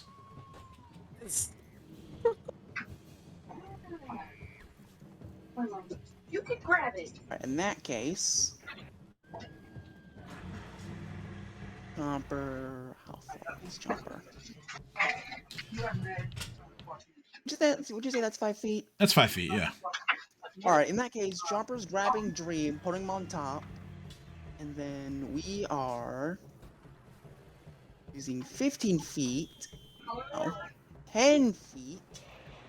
grab Cade... And then... Well, grabbing is a standard. You can only grab one. Yeah. Well, Dream is confused. I think he would require a grab, but does he actually need to go for a grab to Cade? Because he's just trying to move them all. Well, Dream's also airborne right now, so Oh, fuck, never mind. So yeah, he might not take too kindly to being plucked out of the sky. Fuck it. Moving Cade away. Okay. So that's what we're going with. Cool. Let's put Cade... Just say this building's big enough for both Chomper and Cade to take cover behind so he doesn't hit. Yeah, I would think so. Yeah. Alright, so Cade and Chomper are going to take cover. Alright, cool. Alright, they did their thing, my guys did the thing. End their turn. It is the Black Maga's turn. The first thing it's going to do is it's going to raise all 4 creatures overhead and simply drop all of them. As they smack against the coastline, they are going to fall 20 feet apiece. No. They will all take... Just make sure I have that roll right.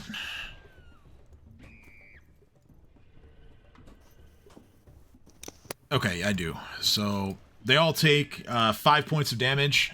This is going to destroy one of the ogre thralls. The other one barely hangs on. The Ankylosaurus takes 5 points. Jakardros is knocked unconscious from the fall. The Black Maga is then going to... Okay, that's out of its range.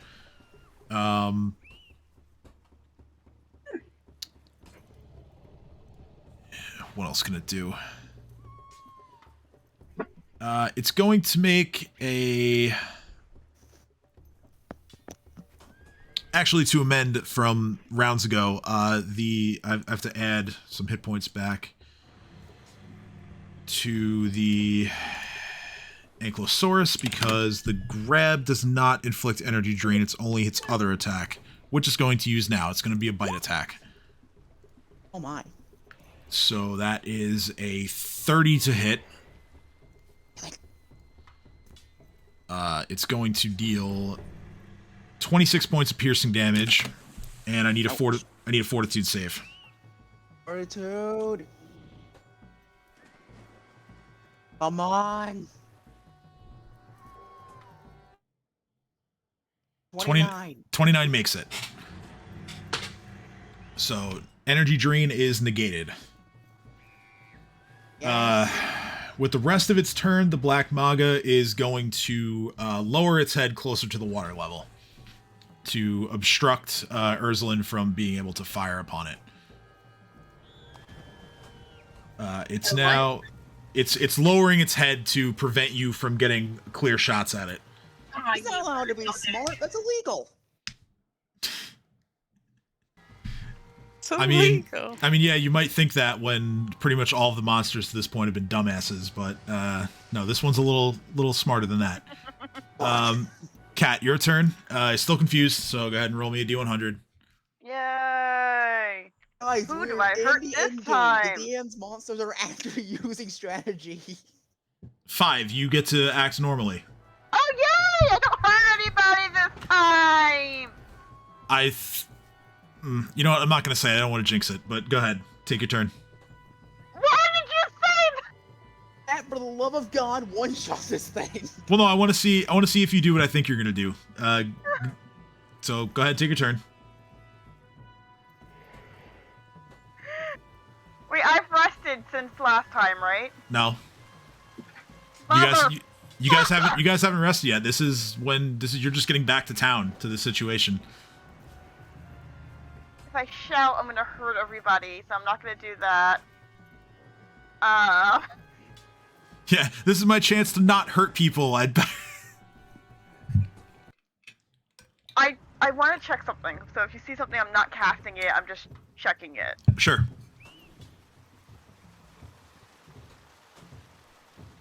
Oh, that's not the one I wanted to look at. So also while we're waiting, for sort of context of environmentally what's going on, Okay, yeah, that won't work. Okay. the water level has risen by another few inches since the black maga has appeared, and this has only been like a few seconds in world time. But yeah, the water continues to rise. So I'm casting magic missile, Okay. and I don't know how many I have, but all of them go to this Hydra thing. All right. You have 5 missiles, so that is correct on the damage roll. That is 13 points of force damage. What did you think I was gonna do? Did you think I was gonna crossbow? Yes, I did. No. I'm not stupid. I know this needs more than a crossbow. Although I was briefly considering whether or not I could matchmake him with the Ankylosaurus and keep them fight. That would have been hilarious. But it also wouldn't have worked because they're hostile toward each other. Yes, that is also true. Which is why I didn't do it, but that's what I wanted to do. All right. Did you want to move at all or do anything else? I'm gonna just move there. Okay. A little bit closer and maybe not hurt as many things if I try to shout at it. Cool. All right, top of the round. Shalelu hits herself.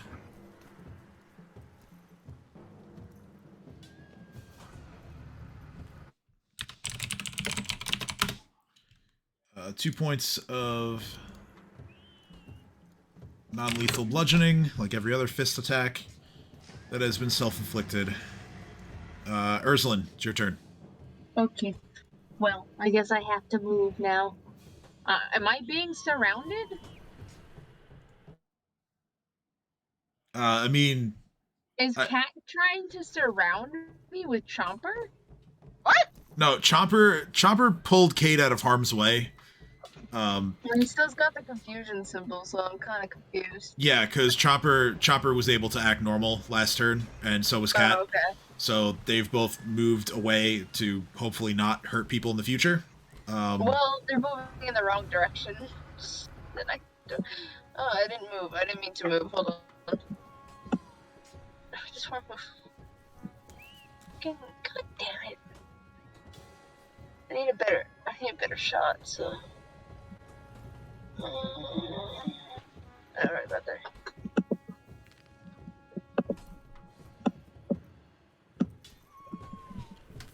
That seemed about right, yeah. Can I see him now? Yeah, I would say so. Okay, I am going. Fluffy's sheet, please go away. I'm going to.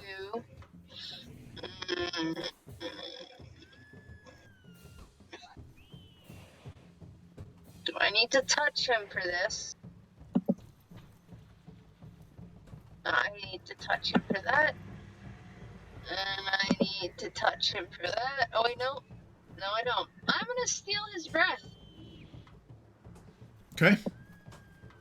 Oh my god. Yes.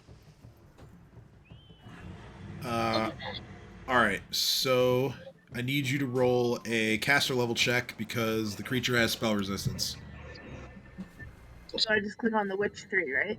Yes. Oh. Doesn't make it. Damn. So the spell is cast and it has no effect. It was a nice idea, though. The next one is Avalos Lung, but I need to get closer for that, and I need to touch him. Alright. Cade. Oh wait, Oh yeah, Fluffy. Fluffy's roll. oh my god. 77. So Fluffy Yeah. actually does attack you this time. Does what? It's gonna go for a bite. Okay. 11 misses. Alright, so, I'm just gonna yell sternly, no, Fluffy, bad Fluffy. the cat just stares at you blankly as it is confused. Okay. Cade, your turn. Alright, so How far away is it from everyone else? From its head, where its head is would be where it is in the picture. So its eyesight goes from there or the edge of its token. So it's lowered its head. Its head is more like over here. All right, so right it now. would be like when we measure for like how far something has vision. Do we measure from the edge of its token though? Yes. Okay, so actually, kind of awesome. Ursuline, you're inside that barely, but okay. I'm gonna bestow another curse, and I have they're custom curses, but they're no more powerful than the ones I have here. It depends on which one you want me to curse. I'm gonna do either the same one I did last time. Sorry, I didn't do that last time. I'm going to either curse him so it has a fear of killing, and it must attempt to deal non-lethal damage whenever possible. And it takes in -4 on attack rolls with its tentacle arms. Boom, boom, boom. Mm-hmm. I can't choose like everything, so I don't think that's fair.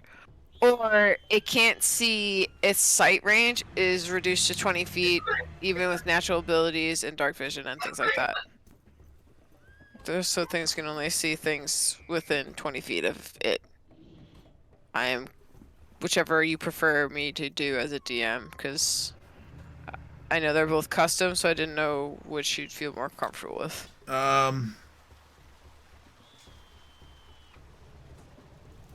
I mean, either of those are okay by me. The thing is, it's already penalties do stack, yeah. So, yeah, as long as the curse is doing something different than what you did last time. So then I'll do the blindness, not the blindness, but now it's reduced its sight, so it only can see within 20 feet of it. All right, go ahead and make your. I forgot to have you do this last time, but I'm not gonna make you go back. Roll a caster level check to beat the spell resistance.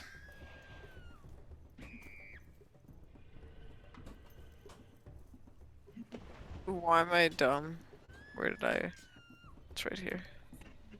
Okay, natural 20, so that passes. The will save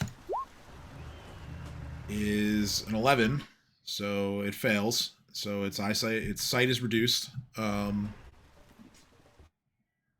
see here. Doesn't look like it has any other. Okay, so it has all-around vision and dark vision, so those are both going to be reduced to 20 feet, as you said. Yep.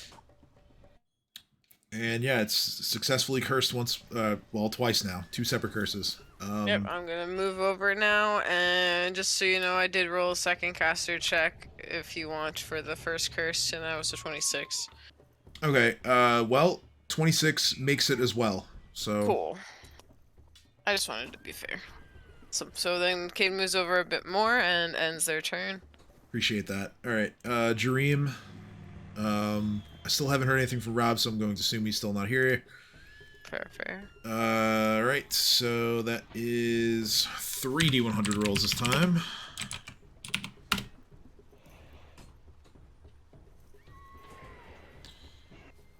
Okay, Babu and the Ogre Thrall are forced to attack one another in their confusion. Babu is a bit faster to the draw. Misses with both attacks. The Ogre Thrall rolls an 11, that misses, and Dream just babbles incoherently for the turn. I'm back, sorry. Okay, yeah, so to update you, basically everyone was confused except for Ursuline because of this thing's breath weapon. It destroyed one of your thralls, and the other one is hanging on by a thread. You and Babu and the other thrall are all currently confused, but nothing bad happened on your turn. So it's now Jakardros' turn. Also earlier you hit it with a needlegrass bomb. A what? You hit it with a needle grass bomb earlier. Oh, okay. Jakardros is unconscious. He has to make a check. Did it have any effect? It did a little bit of damage. It made the saves for the other things, but it did some damage. Alright, Jakardros does not bleed out yet. He's rolled a 16 on his con check, so he's okay for now. Dino, your turn.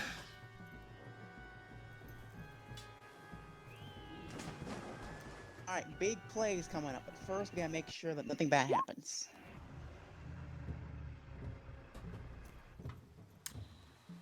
Alright, and let's find out. Chomper acts normally.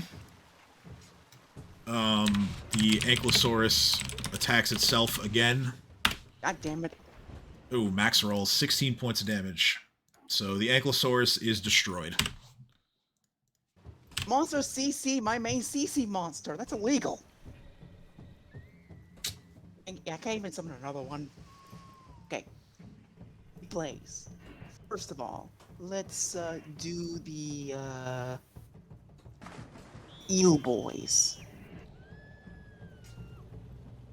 13 hits. Natural 20. 8 hits. Oh, 2 natural 20s, so give me 2 more d20 rolls. Okay, so 2 more. So 6d6 electric damage. Well, you gotta confirm those crits first, but yeah, fuck. it's currently 46. 13, 20. Can we say the 8 was the crit confirm, and then we do more? Sure. Fuck. 6 just barely confirms. Oh, thank God. Let me see. 1. So now it's 5d6 Confirm. 5d6 2. damage. So yeah, you one more attack. Don't I get 2 more because I have 4 of them? I only rolled. You rolled 3. You 13, Oh, two you're criticals, and then Sorry, yeah, the amount of numbers is confusing. Damn it! 4 Oh, misses. crap, So 5d6 damage. 15 points. Good to see it. All right. Chopper gets his action, so I don't know if you want to have him do anything. And then, you know, you get your actions too. Let me see. Still don't want Chopper to go in there because A, he's still confused, and B, that thing will do a ridiculous amount of damage. So I am going to. See. He is just about 15 feet away. So I'm gonna move 5 feet closer.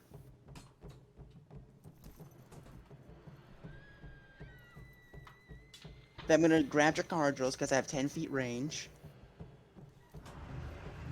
Yep. So you grab his unconscious body.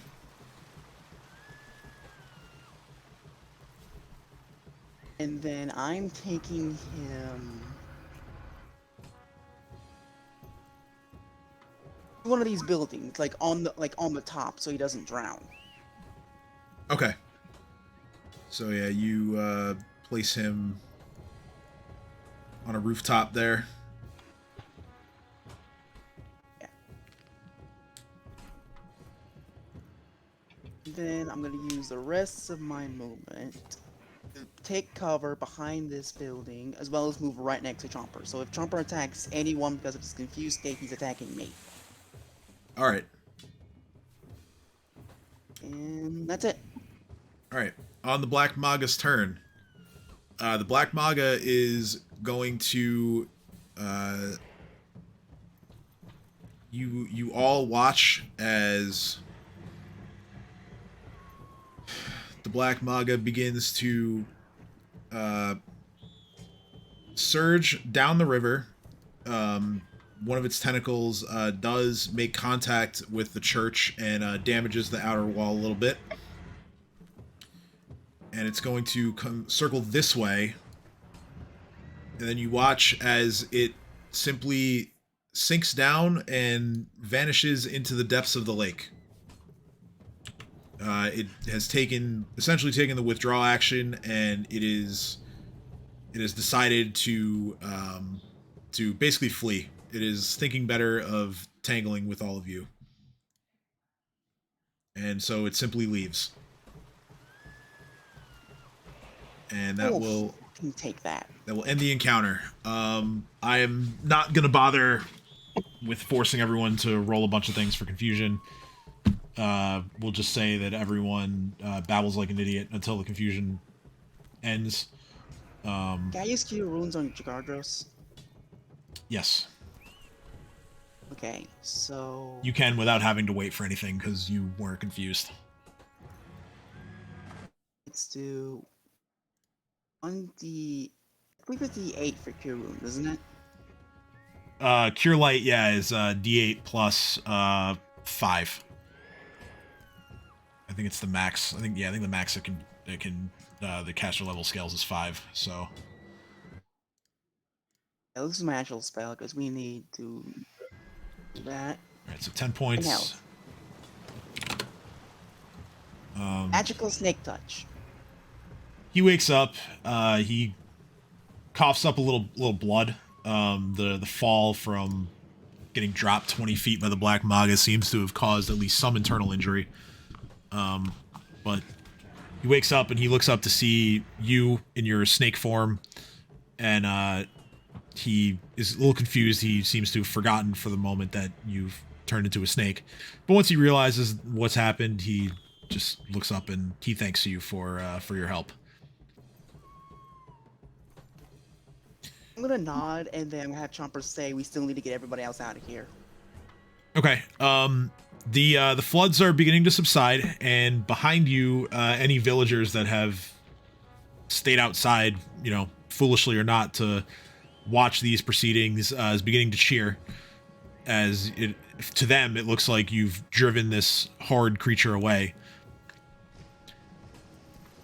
At this point, the man in the big hat is going to kind of make a bunch of hand gestures and be like, come on, like, retreat past the flood lines, and we'll talk there. And he begins trying to basically just usher everyone that way.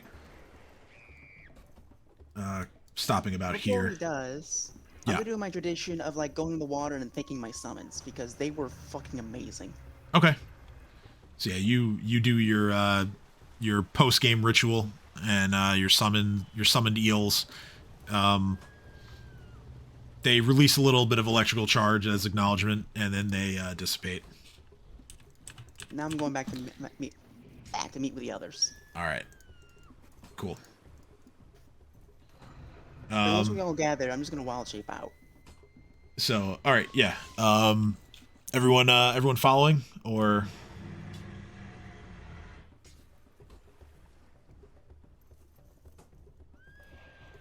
Good answer. Yeah, let's not all answer at once. I'll take that as a yes. So you all move towards like the center here. I was been muted this whole time. I was wondering why you guys weren't answering me. Oh yeah, well, what were you saying? Well, now in general, I was just saying, yes, I'm here. And I was like, yes, I'm going to move with you guys. And Okay. Cade was saying that they were helping ferry everyone to, like, this safer, higher ground. Just minimal things. So you guys get to the center, all of you, including the ogre thrall, and the man kind of looks at everyone around and stops at the ogre thrall and just says, is it safe for this thing to be here? Oh, it's under Dream's control. It's fine. Very good. Okay. Well, I suppose I should introduce myself. I am the mayor here in Turtleback Ferry. My name is Malin Shreed, and I first and foremost I must thank you all for saving our humble village here.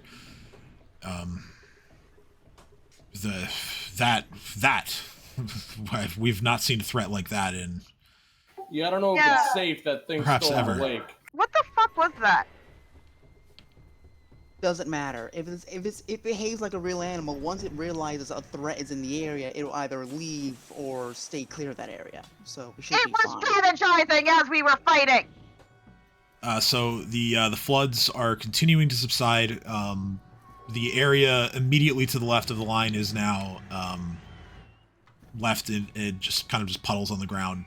It's not actually flooded anymore. And this continues for a few minutes while the conversation continues until eventually the flood has ended. During this time, there's no indication coming from the lake that the Black Maga is returning. But in the meantime, the mayor goes on, and he looks at Jakardros, who's still kind of like spitting up blood a little bit, and he says, I understand that you've done a great service for my friend Jakardros here and the Black Arrows. I don't know all the details of what's happened there. If any of you would please fill me in, I would love to know the situation over there. Well, long story short, there was a lamia, which is a large-sized half-human, half-snake thing, that used a bunch of ogres and a traitor inside the Black Arrows to take over the fort. But we were sent from Magnamar to go see what's up with the Black Arrows. That's why we're here. So we cleared out the fort successfully. One of our own has fallen, unfortunately, but overall successful. There's no survivors there.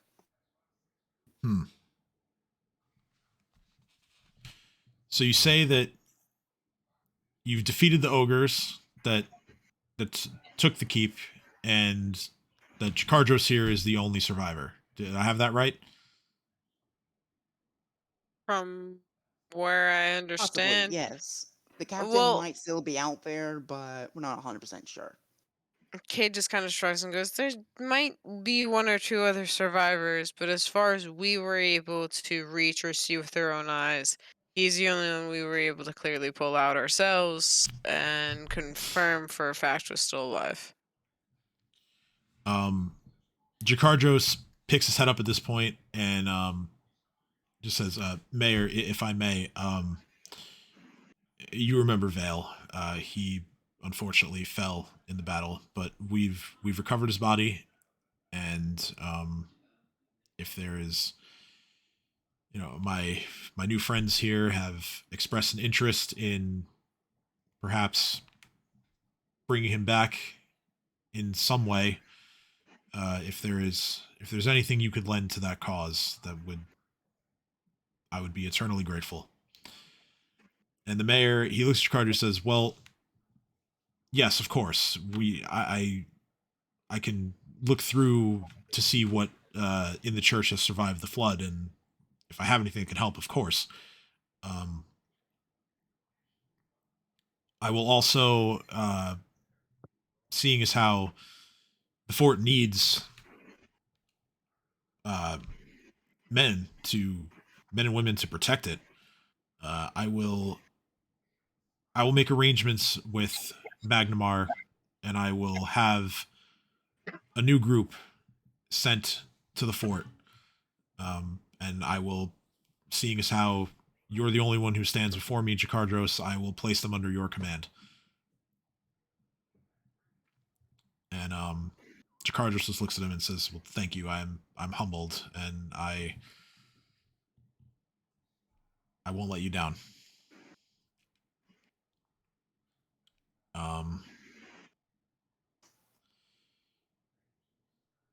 The mayor, he says, come, we will search the church here. And he leads you all towards building 6 in the corner.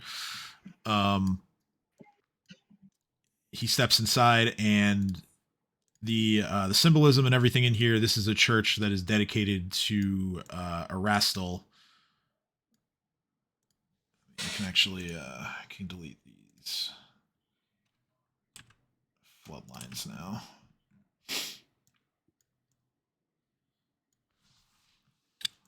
But yes, the church is dedicated to Erastil.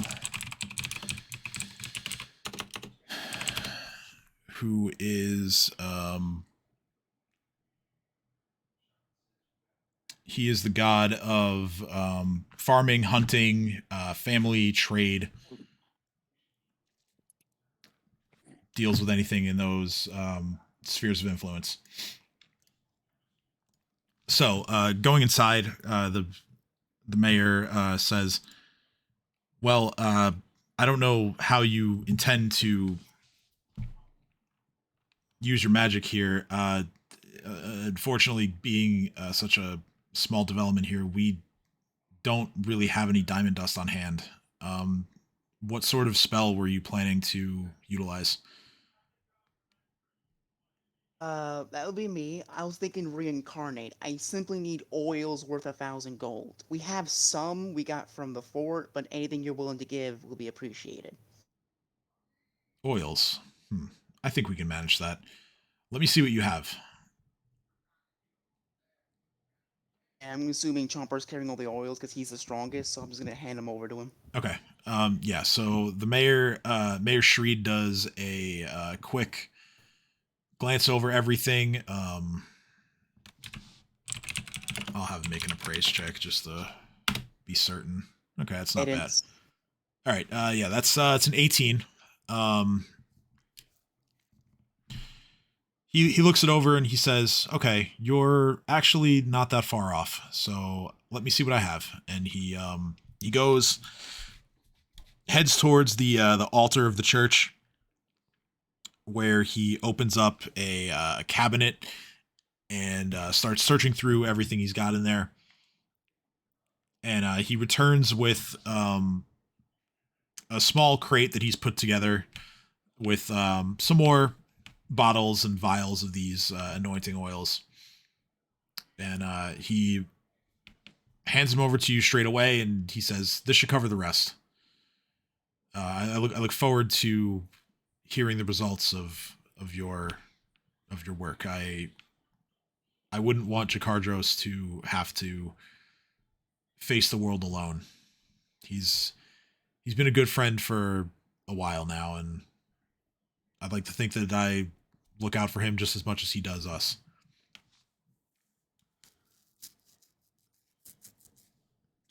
Cade just kind of pats him on the back and says, "I'd like to think that with our help and your help, he will hopefully not be alone for much longer. I hope." The Yeah, next, sorry, after sort of settling that, the mayor looks at all of you. He says, "Now, forgive me if this is too much prying or what have you, but I must ask, were you sent here by someone? I only ask just because I like to know if a group of heroic adventurers such as yourselves didn't just happen upon this place. You know, I'd like to recognize whoever sent you here." Can I see if he is just truly out of curiosity asking, or if there's like an ulterior motive? Yeah, roll sense motive.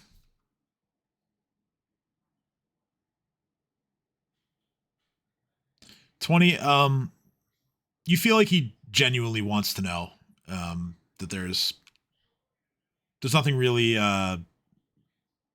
else behind it. He just legitimately wants to know. All right, then yeah, Case is gonna be honest and tell them the truth from what they've heard. All right, so Cade, you describe how back in Magnamar, Lord Mayor Grabaris had asked you all to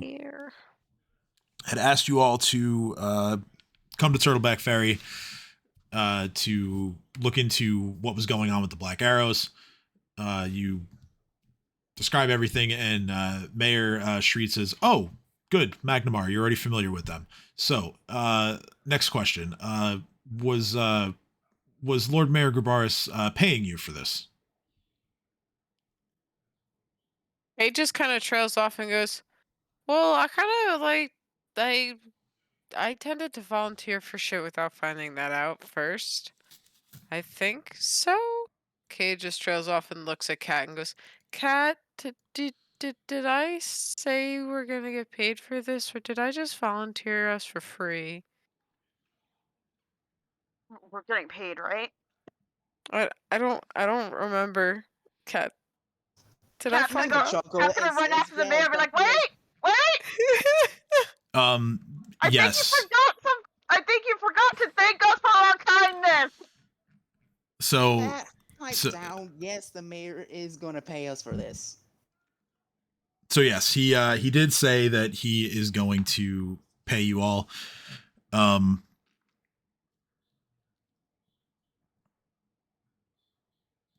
He said that he gave you some gold to make it over here, as well as sort of finance your work. And there would be more coming upon successful completion. So you go ahead and relay that information. Mayor Shreed says, "Oh, very good.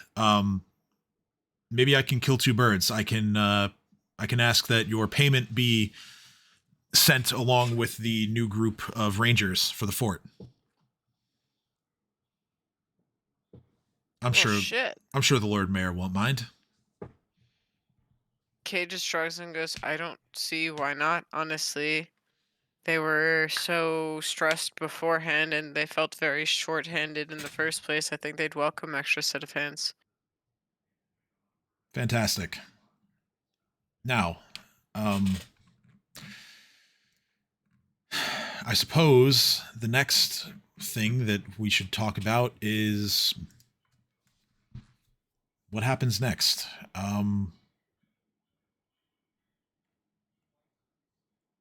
I don't know what you've been able to figure out about this disaster, but something that I can offer as a potential tip is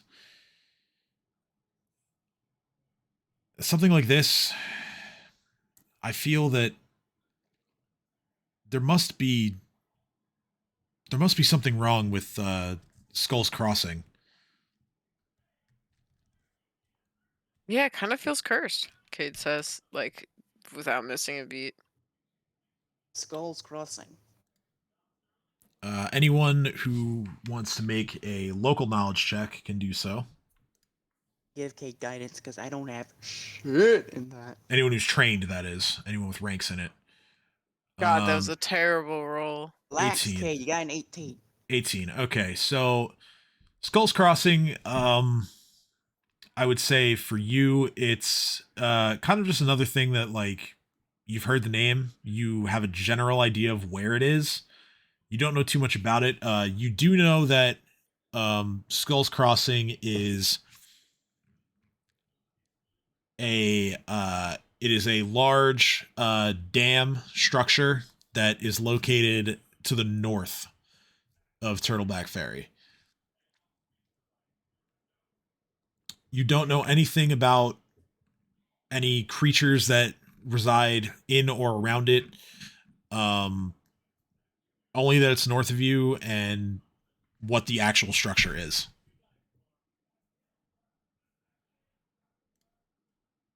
All right, so I'm going to vaguely try to explain all that to everyone and frustrate everyone more than I probably help. Okay, it's just going to try to start explaining, it's kind of like to the left. So it's an area that's kind of okay. So I don't really know much about it. Cade trails off.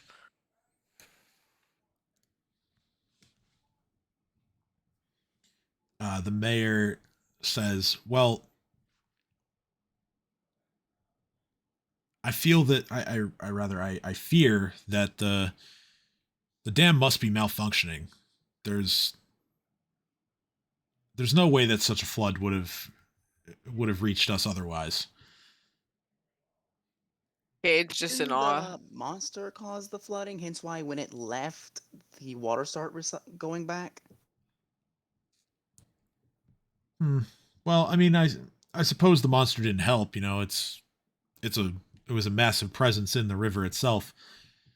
But no, I don't think it caused that single handedly. And it's still raining, by the way, while all this is happening. Yeah. The rain has let up a little, but it's still fairly steady.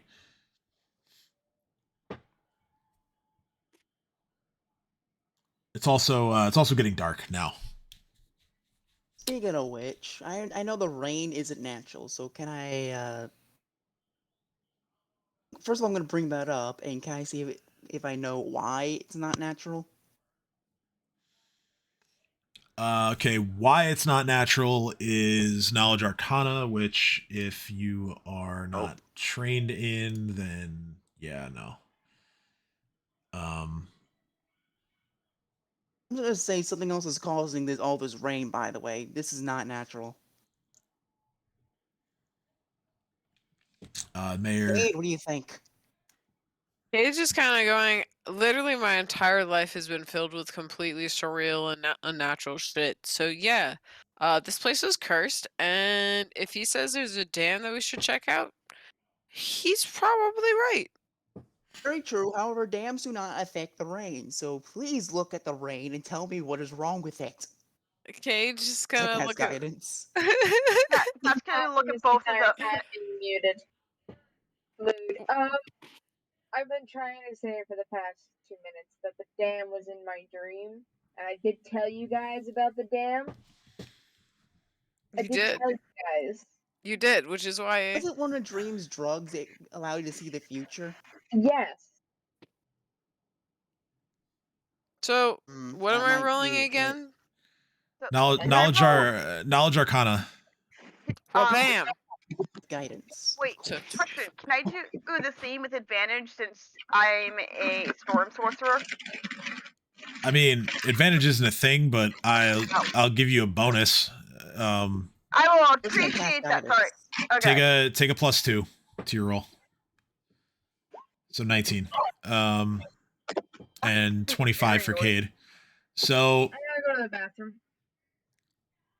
so both of you know that spells exist to influence the weather.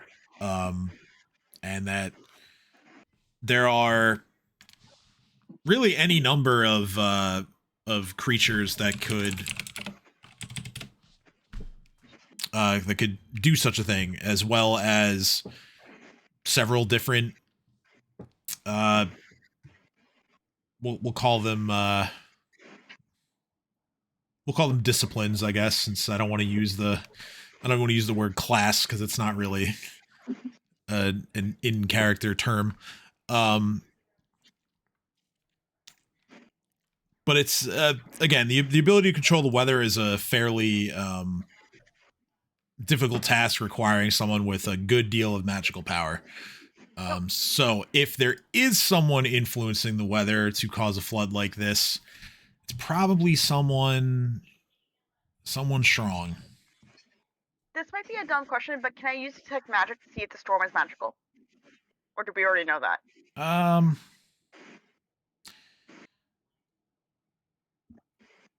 Yeah, Dino already kind of figured out that it's that the storm isn't entirely natural. Sorry, I was just asking if the way that you were couching that made it sound like you're trying to make us not too sure if it was natural or not. So I see what you meant. Yeah, I see what you're so I getting just at. wanted to double check. Okay. So the last two foes that were probably in charge, snakes. Now we got a third one, possibly. Great. What's next? Their brother? Fuck's sake. Don't test the fates like that. You should know better by now. At this point, the school teacher from earlier, she appears to have gotten her students back to their families or into their homes. Okay. At any rate, she's free to come over now and address all of you. She says, Hey, again, thanks for all your help. That was insane. Thought you all should know. I saw the giant boa constrictor retreat north into the forest. Probably just went back to wherever it came from. Oh, I that's look nice. at Dino and I say, "You owe it a fish steak." I don't think it's gonna forget that. If I ever see it again, I'll give him a fish steak. The mayor, Mayor Shreed, he looks at everyone and he says, "Well, again, thank you for everything. It's not much, but if you're all willing to head on over to Skull's Crossing and see what's going on, um, I I would be happy to provide some payment." Sounds good. We can't have a dam breaking on us now. No, certainly not. If that dam were to be destroyed, well, This- so would our village. I was about to say, your literal town is gonna be gone.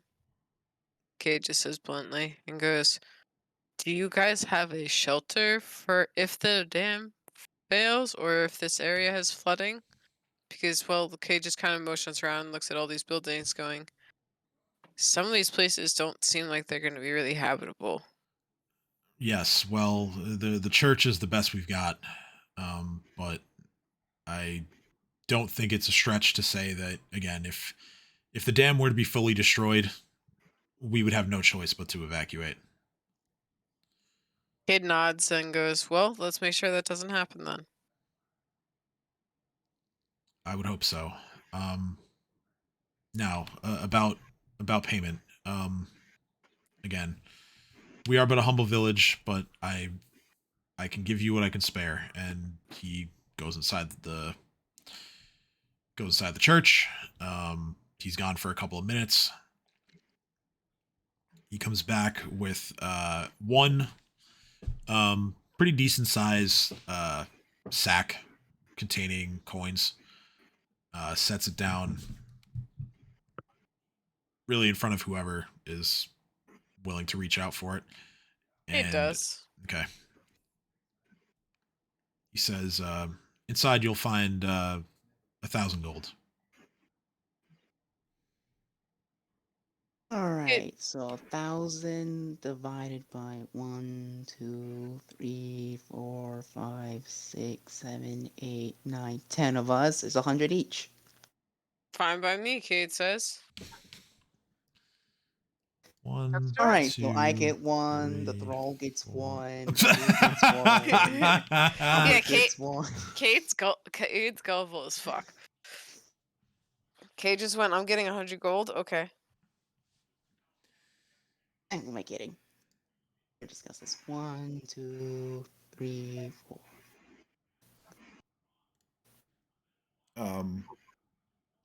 Jakardros speaks up and says, "You don't need to give me any of this gold. I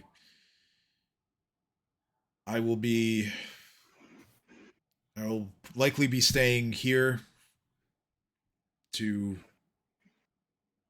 lick my wounds, so to speak, and then I will return to the fort to await the arrival of these new rangers." Kate shrugs and goes, "That also makes sense, although I didn't think of it." And I will also await your return as well. Simply because I would eventually, as I stated, I would love to be able to go try and find out what happened to my commander. And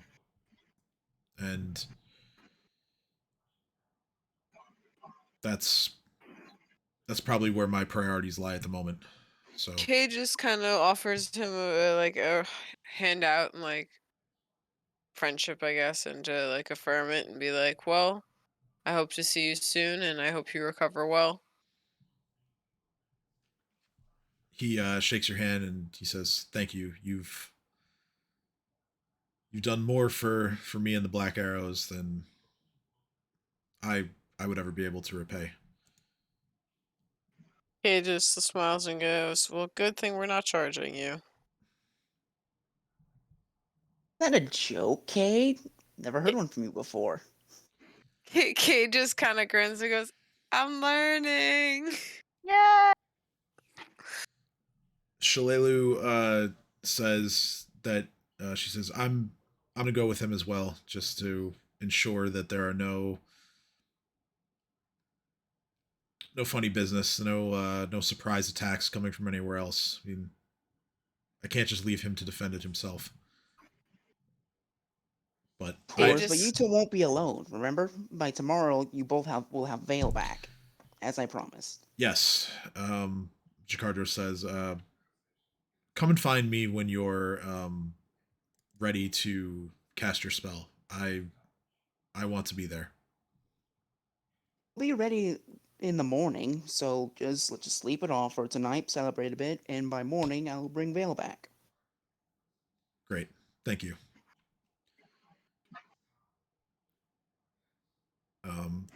The mayor, after giving the gold over to Cade,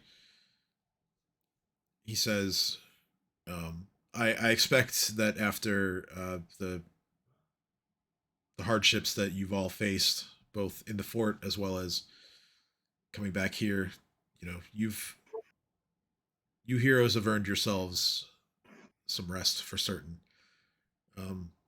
I don't expect you to set out for Skull's Crossing right away, but if there are greater forces at play, I should impress upon you that time is of the essence, at least a little bit. he just looks at him and says wearily, "Honestly, I just need a good night's sleep in a place that's dry, and then back out to the dam is fine by me." I agree. Certainly. Well, I'm sure the inn would be happy to have you. Cade grins and says, "Works for me." And I look at everyone else and go, I'm back. "In? In anyone? And anyone else want to go to the inn? Because I'm exhausted." The inn is Sure, why not? the inn is number 1 on the map. It is the Turtle's Parlor. There's a big sign. There's a lot of turtles in this place, aren't Big sign made to look like a turtle shell that says Turtle's Parlor on the outside. Love it. The innkeeper. I think you guys stayed one night here already, right? The innkeeper recognizes We did. all of you. He says, "Listen, no charge tonight. You've done enough." Cade just kind of gives this audible, like, Oh, "Woo!" and just kind of goes, "Okay, I'm still tipping you for the beers."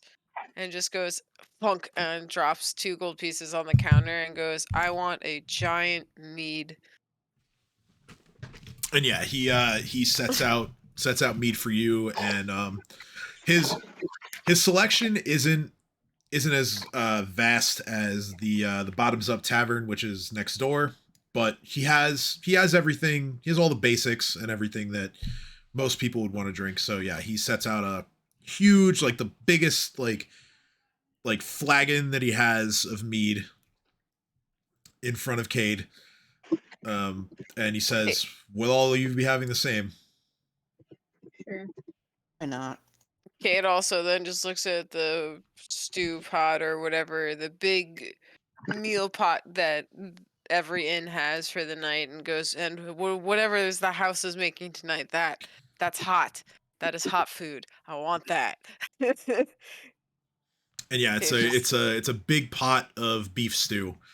And he again, he gets all of his biggest like containers for the drinks, all the biggest like mugs and steins and flagons, and just sets them all in front of you. All of your single one of them filled to the brim with mead. Gives you all like huge bowls of stew. And he says, "First round of the food's on me as well." Again, Cade puts you've earned another it. Cade Oh, puts man. another 2 gold coins as a tip anyway. The barkeep So that's barkeep 4 takes total. it and thanks you profusely for the business.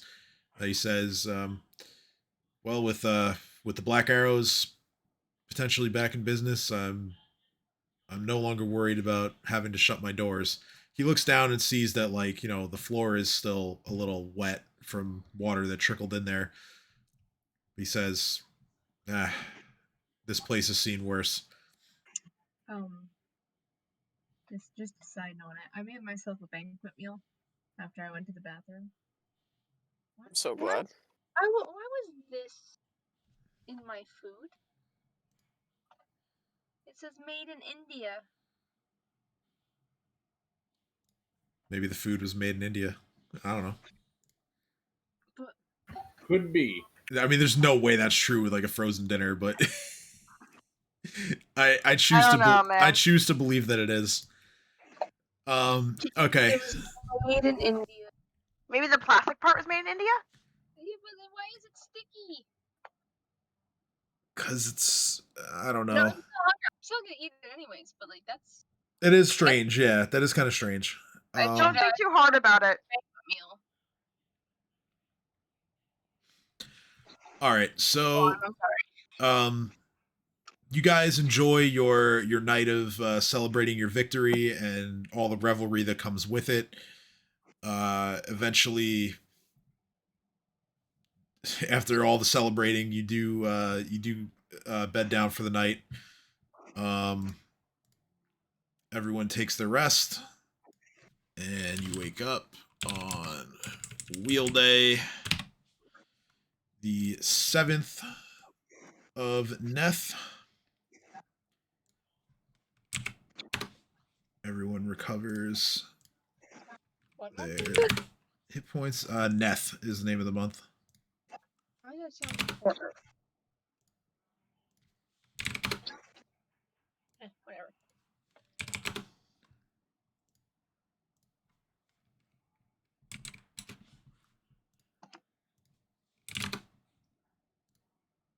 I gave my dog kibble and she's actually eating it. Nice. Get her go. Dogs can be assholes about that kind of stuff. Well, she's not eating the canned food anymore, so I might as well give her kibble. All right.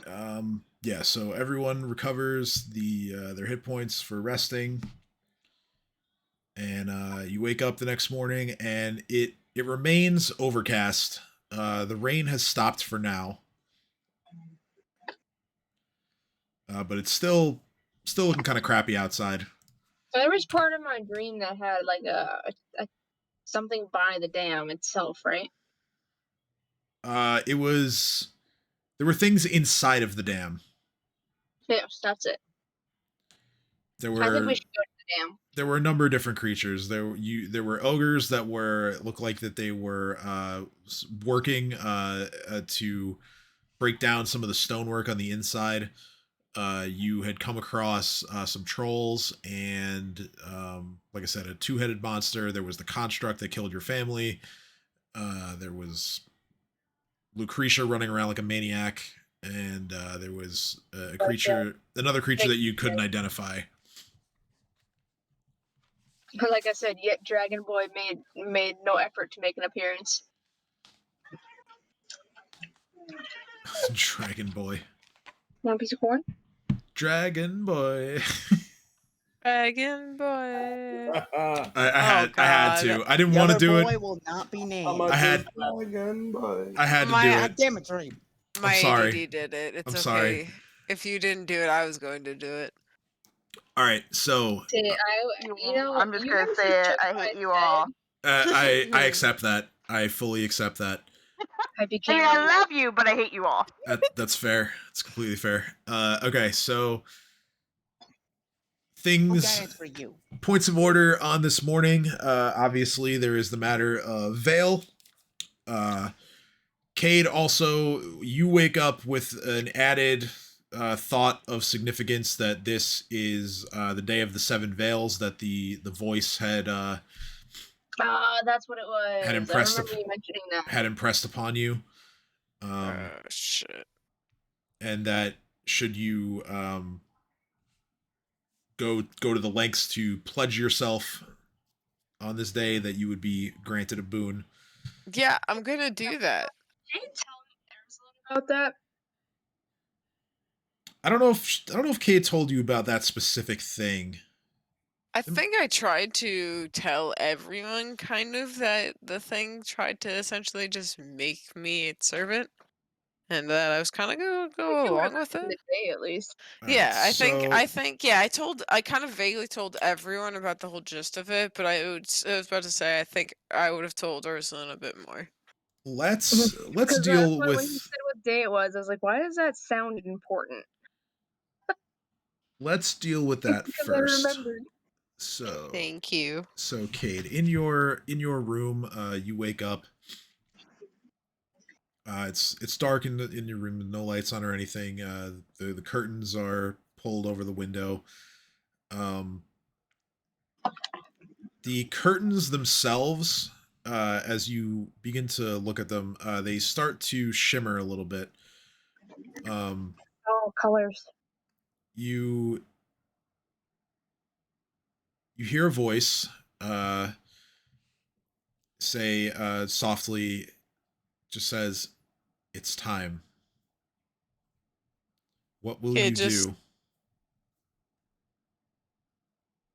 Kid kind of nervously nods and says, "I agree to your terms." You know, Arizona would try to not say anything if I was there. Because I don't probably be asleep, but we had separate rooms for what reason is beyond me. we decided to book separate rooms. Well, this night, new in night, I guess we don't have to. So yeah, that would I guess. I mean, Ursula's you just could have dead asleep. been in the same room, sure. Yeah. That's fine. So Decision, but It makes sense. Ursula, you can make a perception check Oh. to you're not going to the voices are in Kate's head, so you're not going to hear them. But my perception check is to see basically. I'm guessing what Kate is doing. Yeah, like if I'm talking out loud. if Kate's back. talking out loud, as well as kind of like sensing what's happening here. So you hear Cade speaking quietly, but you still hear it, and you sense that there's some kind of other presence here. I'm just gonna roll my eyes and be like, this would be a good time for my patron, but he don't want to be involved. Of course. You're not gonna try to wake me up and be like, "What the hell are you talking about?" I'd be like, "You know what? She's talking to a god. I'm not dealing with this."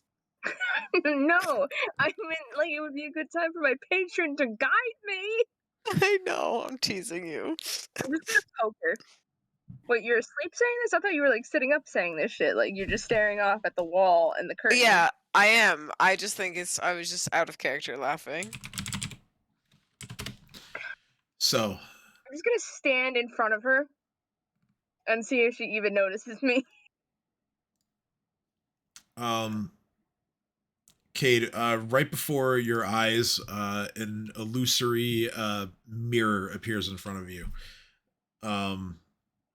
I am the mirror. I am Jack's gallbladder. No. Well, I did say I stand in front of her, and then the next second you say a mirror appears. I am the mirror. Yeah. Cuckoo, ka-choo.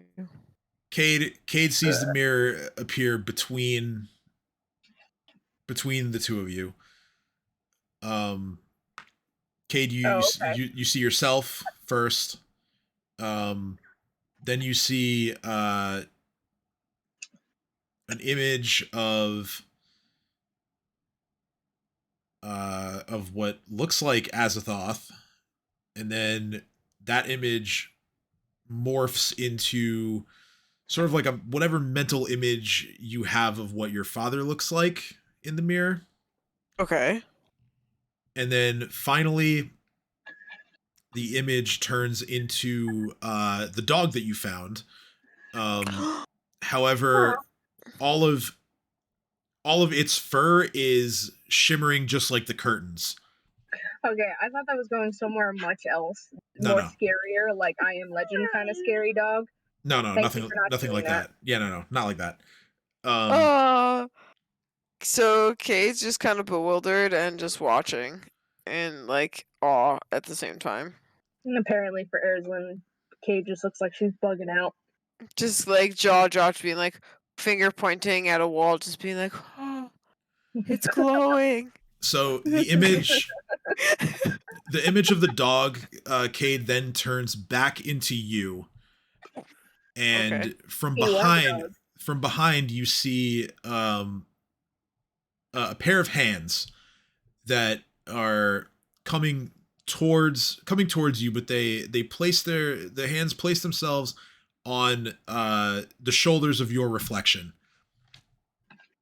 and the voice then says, I must now see if your mind is ready. Make a religion check, and then make a will saving throw. Can I see if anything bad is happening to Erzlin, not Erzlin, to Cade while she's doing the will check? Like if she fails it? And not I would make an Arcana check 8. or a religion check.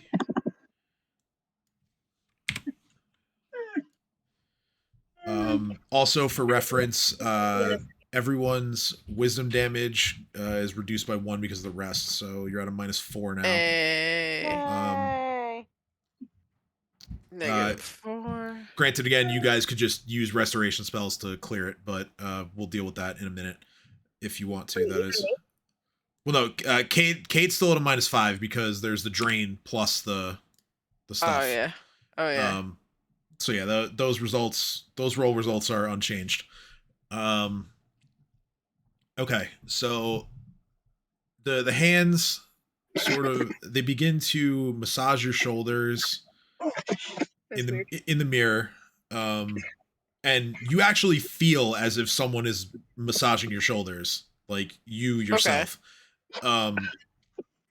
Then it almost feels like something is reaching into your mind and sort of like touching your brain. Like it's a weird sensation. You know, the brain has no nerves in it, so this is healing in many ways. Well, it's still that something is inside of Cade's head.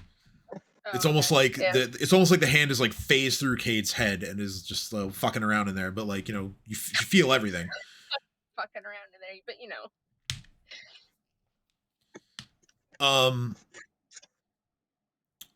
This lasts for a few seconds, and then it ceases, and the voice then looks at you and says, well, not looks, it's a voice. What am I saying? It says, as you have accepted me, I accept you as well.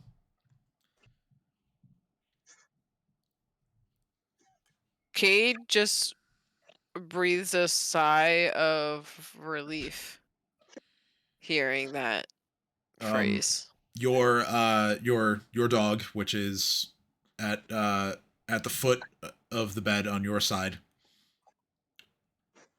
looks up at you and sort of just like crawls its way over. The voice says, "Ah, yes, your companion." Cade just kind of looks around because obviously the voice says no actual like space, and just goes, "Yes, and I've done my best to make sure he stays safe." Erzlin is just here listening to you talk to this mysterious figure about him being safe, and I'm like, the fuck? And then I just start petting what I think is my dog, and I'm pretty sure is Urzulin. It is, no, you're petting your dog. Okay, I am. Um, Okay, cool. The Do you like the idea that it is actually Urslan though? the voice. Like The in my sleep, voice. I think I'm dreaming and petting the dog, and really it's just Ursula that's next to me, being like, "What the fuck are you doing?" The voice says, I see what others have done for your friends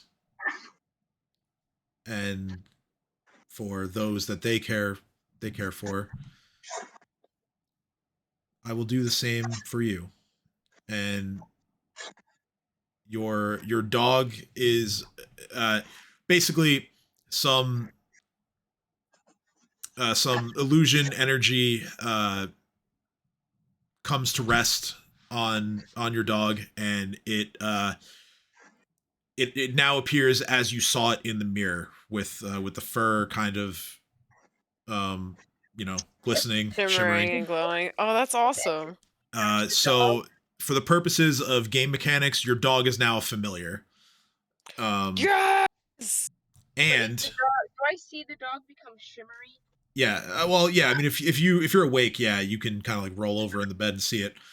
I'm just like, the fuck? Let's go. You are a shiny Pokemon now. Okay, I'm so excited. as you're realizing what's going on, the voice comes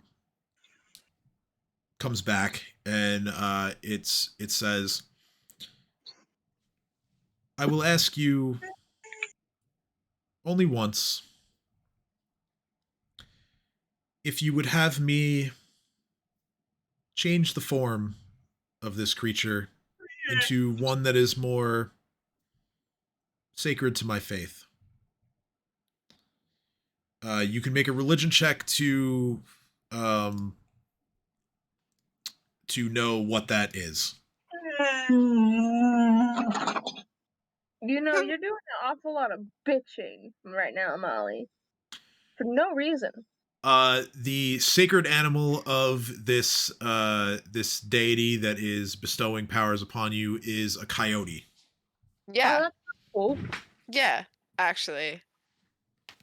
So the I'm puppy gonna be okay with that. evolved into a shiny coyote Pokemon. Essentially, yeah. I'm on board with that. The size of the dog doesn't change much, but it now assumes the form of a coyote. We go to bed soon, don't worry. I'll look at all the mechanics for that after we're done. But the coloring and the markings on the dog are roughly the same. Again, it just looks like a coyote now. With that, the voice says, and now for you. And more energy comes out of the mirror, coming to rest in front of you. Basically, all of those things that you had sent me about, like the occult skill stuff, you can do that now. So that's what we were working towards for that. And with that all settled, the voice says, well, I suppose now that we're going to be working together, you should know who I really am. Oh wow, look at that! A patron that actually reveals their identity. Cade's excited and just kind of giddy and like looking around and going, okay. I was scared that if they say anything more that they're gonna get tricked.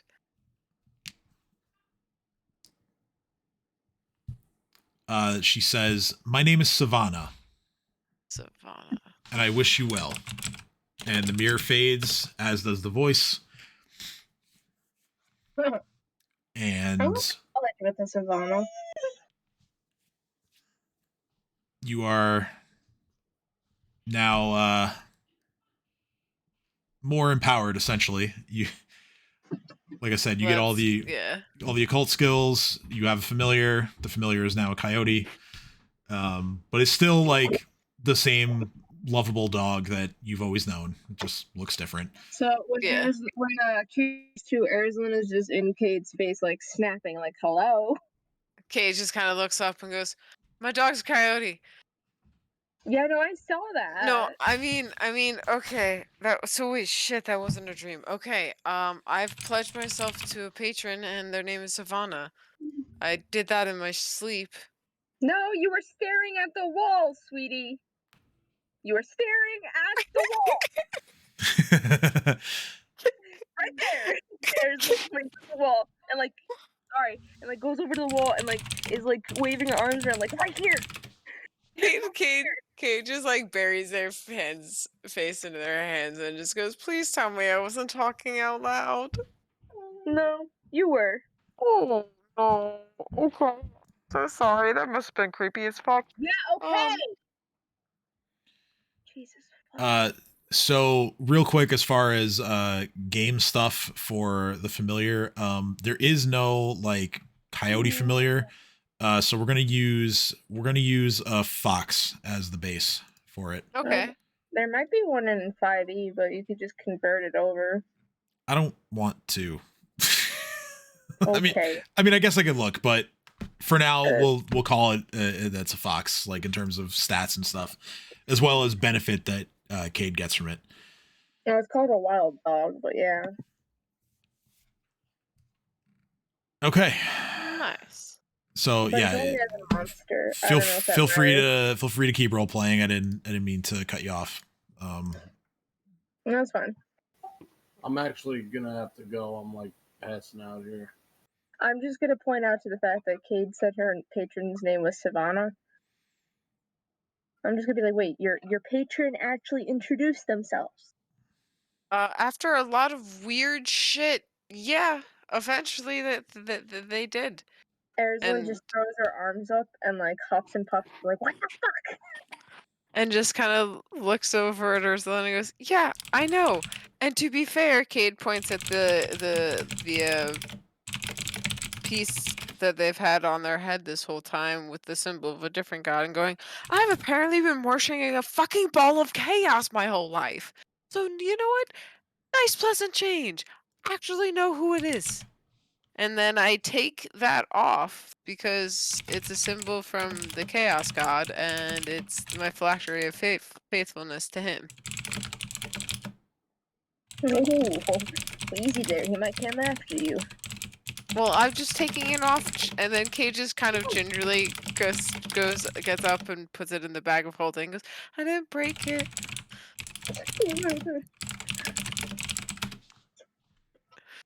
I swear to God, when I find out my patron's name.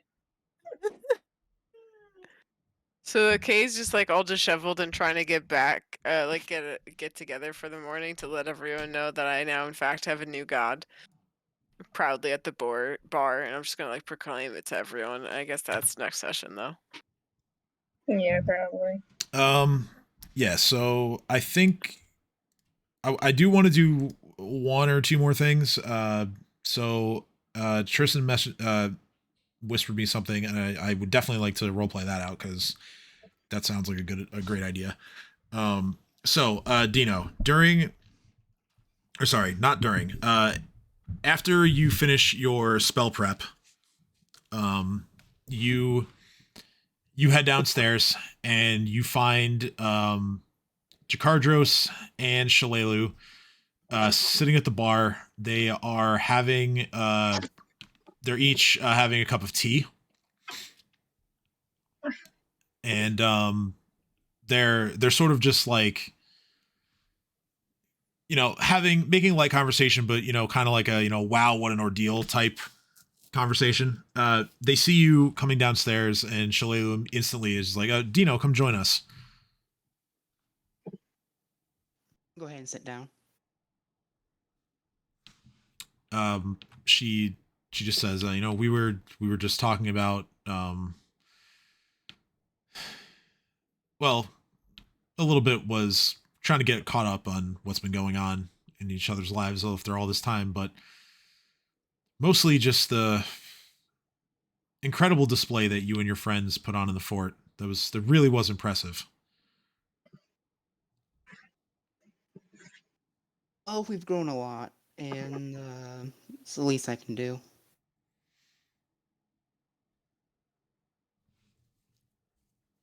Now I had heard that you guys had initially come from Magnamar. I mean, I know we met up as you were leaving Riddleport, but um, it's been a bit since I've gotten to see the big city.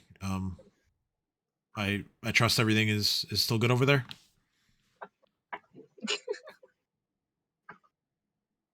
Besides the arrests Not perfect, but it's getting better. Well, forgive me, but you kind of sound like you have a lot on your mind. We're willing to listen if you want to talk.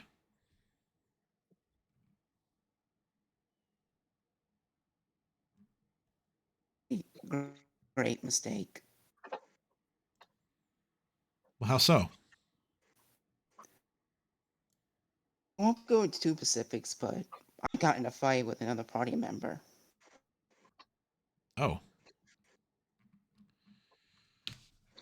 Well, if I had to guess, given what I remember from when we adventured in Thistletop, it was had to be the fiery one with the gun, right?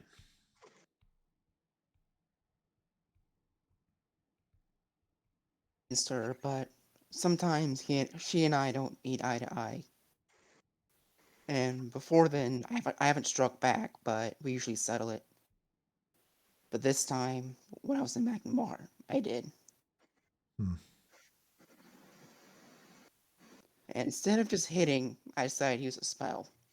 One of my newer spells. And I forgot something. Well, what'd you forget? The spell I used was a level 4 spell that's AoE. Meaning it doesn't hit one person, it hits an area. I see. So there was some collateral then. More than collateral, it's killed people.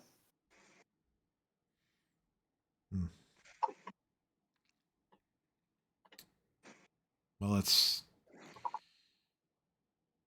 disappointing to hear that something like that went wrong. Although if I know anything about Magnamar, they have their ways of correcting such indiscretions. I would imagine that they've put some funds into the necessary magic.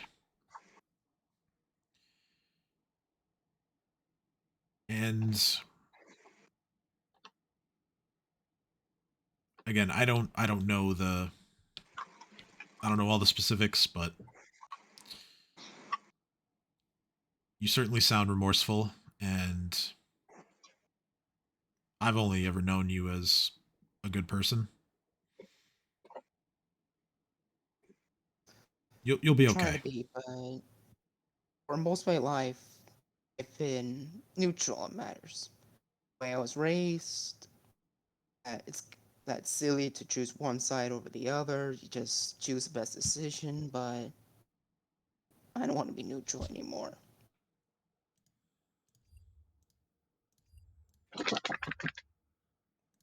Well, remaining neutral can have its benefits, but I certainly understand your sentiment. That's it's good to hear. Jakardros says, I mean, yeah, I wouldn't have known, would never have known any of this was weighing on you. That's to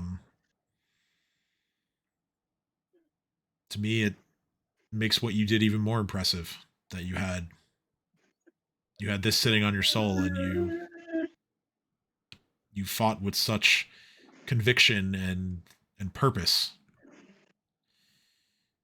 It's really something to be proud of. Thanks, but I kinda have to. I'm usually in the front, so my teammates will get hurt. So if I fall, so do they. Yes, well, I think it's fair to say that all of us adventuring types know someone like you, like Vale.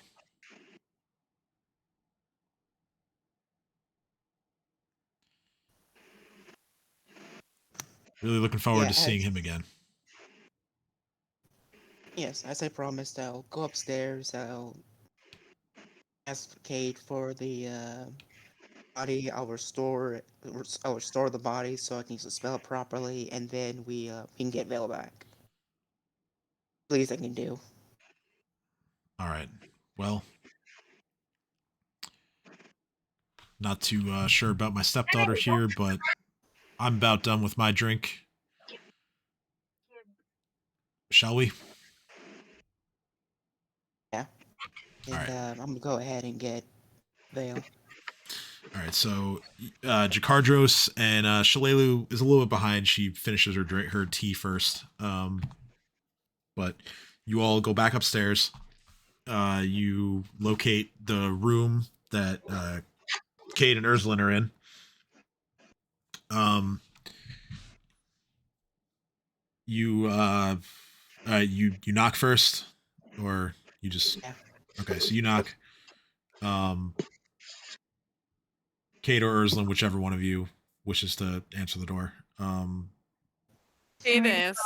Okay. Oh, okay. Cade's gonna answer and go. So, don't mind the coyote. Yeah. And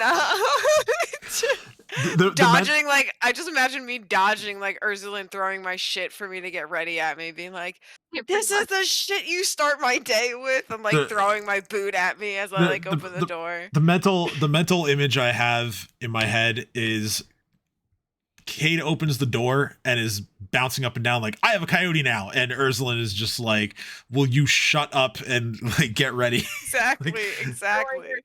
Throwing Cade's clothes back at Cade, like, get dressed, you fool! Yeah.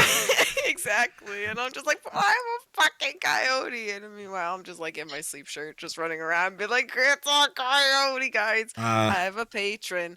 And then I look at everyone's faces and seeing that everyone's very serious and going, I talk to a god in my sleep. As much I would love to hear more about that, Cade. I need Vale's body so I can restore him. Cade just kind of like composes himself a bit more and goes, well, of course, yes. And just goes and gets the bag of holding and then gingerly starts to open it and goes, I'm just gonna trust you with my whole bag and you're gonna take him out where you should take him out so I don't walk down the inn stairs with a body. Here's my bag of holding. I mean, it's an easy enough task. You simply have to open the bag and think about what you want to grab. Yeah, think about what you want to grab, and then you reach in and pull it out. So, Yeah, that's why I'm just giving it to Dino so like yeah. they can do it at whatever the location is instead of him just dragging Vale's body down the stairs. Yeah, so it takes it takes a little bit of help from Jakardros and Shalelu to make sure nothing bad happens to the body as it's being pulled and contorted out of this bag, but eventually it is taken out safely, laid down on the floor. Do you begin casting here? Do you take it elsewhere? I wasn't doing this.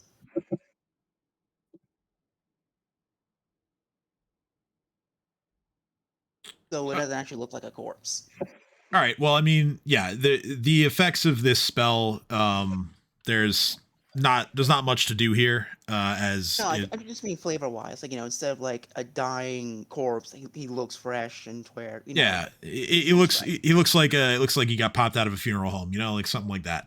So, like properly prepared. Okay, so we will now conduct the spell. You begin. You set out your anointing oils, all of them.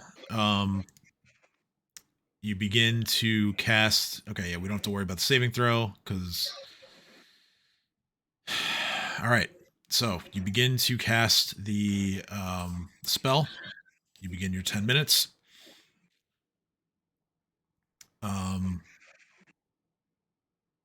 So as this is reincarnate,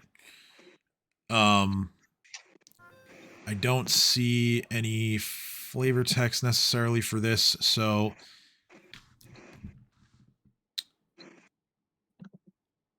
So remember, there's like 2 tables.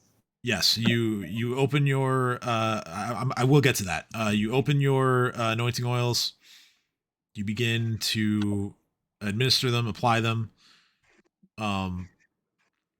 As the spell progresses, the body itself essentially disintegrates. Leaving only the soul to be addressed, which obviously is not visible or tangible in the room. But I am going to shamelessly rip off from Matt Mercer right now, and I'm going to add a little extra flavor to this. So, during the casting, Jakardros is watching you intently, and he is going to look at everyone, and he's just going to say, well, I'd like to say a few words while this is going on, if everyone's okay with that. Of course. Go ahead. As you all know, Vale was a dear friend of mine, my brother in arms. I'd give anything to have him back, and had it not been for being reunited with Shalelu, I happily would have taken his place myself.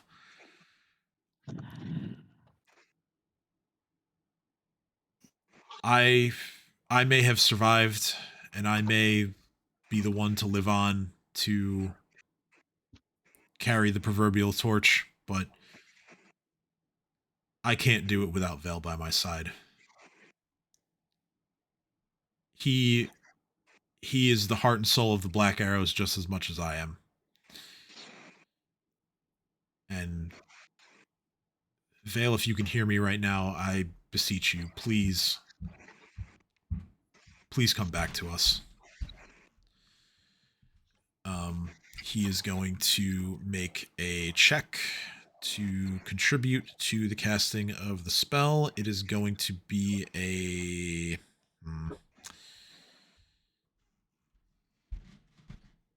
I want it to be something that... The problem that I'm having right now is I want it to be something that he's good at, but, like, none of them really apply here. So let's make it a... Just have it a loyalty check. Make it a... We'll make it diplomacy. I would have cast handle diplomacy, but I can't right now. Yeah, you are indisposed at the moment because you are... What spell? Oh, enhanced diplomacy. I just have enhanced diplomacy. Okay, he rolled a 14, so that's not bad.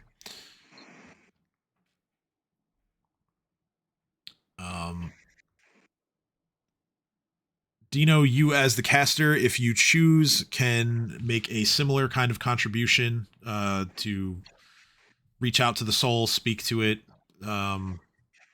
whatever you like to do, or you can choose not to. I'll leave it up to you. As well. Okay, so what would you... Not sure if you can hear me, but time was not natural. Your life was cut short, and I owe a lot to this world. So, Jakardros, for me, for the Black Arrows, I'm back. Okay.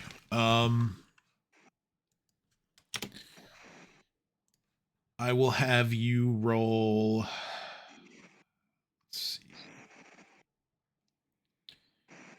Because you were the one casting the spell, I will make it a heal check for you. Can I cast guidance? You could, actually. So... So yeah, it becomes a 29. All right. Now I will make a roll. Okay.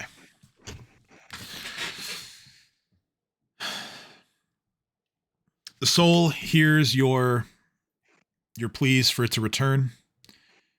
It is free and willing And so the soul will be granted a new body. Now for the fun part. Big table or small table? Big table. Big table. All right. Simply say small table just so, like, a normal creature for Vale, but at the same time, it was any of us. I want a crazy race. So Yeah, you 100% let chaos reign. Let chaos reign, right? chaos. That's what we do here. All right. So, Dino, if you would roll me a D100.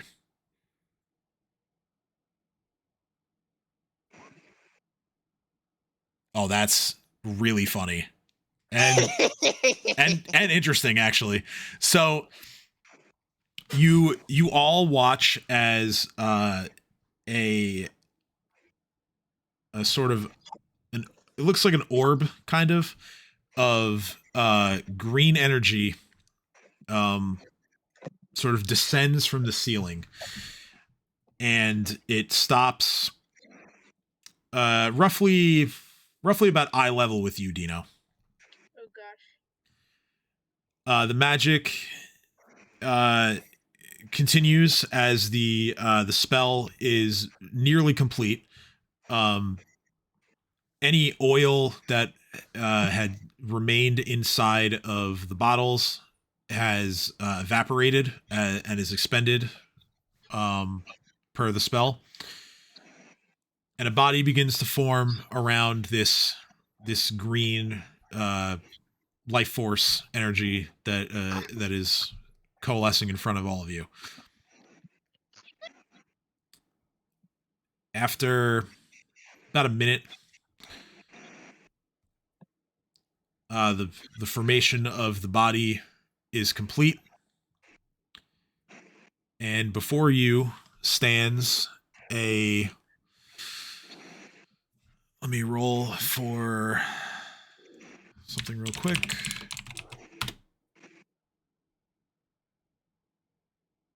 Okay. Before you stands a tiefling with purplish skin, similar muscular build to what Vale had previously.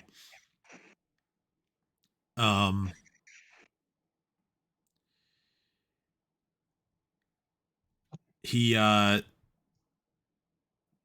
is understandably naked, as the spell does not provide clothing. But Was Vale always a tiefling? Cade's gonna hand him, pull out from the bag of holding the large hide armor that I had. I think tieflings are mediums. He just slowly yeah, so put it you over his head and just kind of go, it's something. Also, hello. yeah, the hide armor is comically large on this creature. This medium-sized tiefling form. He dons this armor, even though again it's not made for him, and he looks around and says, well, looks at himself first. He's looking at his hands, his arms, kind of just taking in this new form that he has. And he says, all right, well, it's not what I knew, but I'm back. And you got a tail. And I have a tail. I'm just gonna approach and say, I'm sorry, Vale. I couldn't restore your old body, but you're still you. I mean, tails are pretty cool. Vale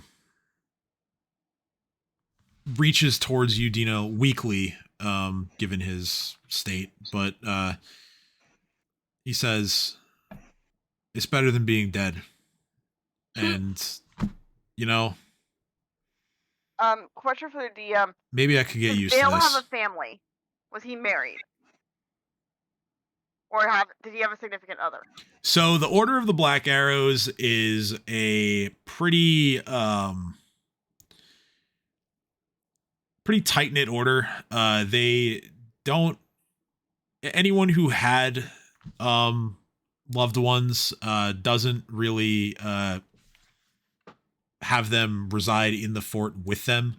Let me read Vale's backstory again real fast just to make sure. I don't think there's any mention of anyone in his life, Alright. but let me just make sure. They're not celibate, correct? No, they're not celibate. Okay, cool. I just need to double check something before I say what I'm gonna say. Yeah, no, they're not like eunuchs or anything. They're just I just need to double check something before I make the comment I'm gonna make. Yeah, no mention of significant others in his life. So yeah, we'll assume that he was single. All right, cool. Cat's gonna turn to Vale and be like, I mean, one could say that you'll catch a lot of tail now in that form. That actually got me. I enjoyed that one at least. I'm not sure that I wanted that to be the first joke that I heard after coming back, but you got me. I'm sorry. I'm trying to be lighthearted because I know this is probably really hard, and I'm just happy to have you back because I wasn't exactly in a great state of mind. I was kind of under a spell, so it's nice to see you again. And I know that being in somewhere that's unfamiliar or in a form that's unfamiliar can be very disorienting. It is at this point that Jakardros hands Vale his axes back, and also realizes that the clothing that he was wearing did not disintegrate with the body, so it's sitting on the floor. And he says, "I think these fit you a bit better than that armor." And Vale just says, "Thanks. I didn't really want to." Didn't really want to remain naked here, so I appreciate that. So what happens? I mean, on the plus side, it wasn't on the plus side, it wasn't so bad to look at. Don't know if you want to hear that right now, but I know it would make me feel better. He gives you like a little bit of a smirk and says, "Thanks." But he says, "But what happened since what happened with the fort? What?" Oh, we took it back. Oh. One. Oh, thank Erastil, you finished the job. No, it took was you getting. I mean, we're not that incompetent. No, I just look. It meant a lot to me that we did that, and I'm just so relieved to hear that those disgusting ogres are no longer in control of what belongs to us. And Jakardro says, "Yes," and the Mayor Shreed is going to try to have Magnamar send us some reinforcements. So there will be a new group of rangers to carry on our legacy. Hopefully they don't make the same mistake Caven made.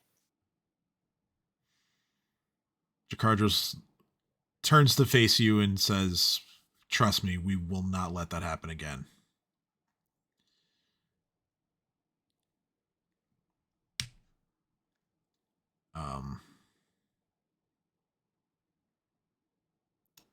Okay. With that, I think we're going to end there. So you guys saved Turtleback Ferry, arguably for a second time, with the first being getting the ogres out of the fort. Vale's back. Cade has a familiar. Cade has powers that, in game terms, that they should have had all along. Cade's learning new things all along. Yeah. And you have another directive on the list, as apparently going back to Magnamar for your payment is going to be taken care of.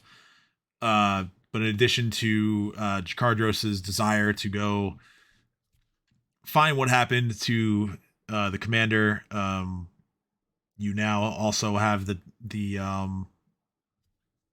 the task of journeying north towards the Skulls Crossing Dam to see what's going on over there. So a lot to talk about and think about before next Sunday. I'm sure we'll. Shit, we're not leaving Turtleback, right? I'm looking forward to it. What do you mean you're not leaving? Like, not right now. Like, not right away. Like, we're not going to be journeying on our next. Mike, keep in mind, dam's gonna break. Okay, let me rephrase that. When we begin the next session, will we have already left? No. You're still in the inn. Okay. We're gonna start in the inn. And then you guys. Because I'm tempted to do something that might have repercussions and for these character arc I have for Kat that I'll talk to you about later. Yeah, that's fine. And there's also the matter of you guys still being a bit compromised given all the wisdom damage. So you guys could take care of that first. You could take care of it quickly with magic, or you can simply just rest it off for a few days, with the exception of the one point that Kate has that has to be dealt with magic. But yeah, you're not under immediate pressure to leave Turtleback Ferry. Okay. It's the mayor said as much. He said, you've earned some rest. He didn't specify anything. He just said that if Skulls Crossing is faltering, then it would help to go there quicker, but you don't have to. So, yeah, a lot to digest before next Sunday. We'll see you then. As always, stay safe out there, and we hope to see you again next week. Have a good night, everyone. Good night. Good night.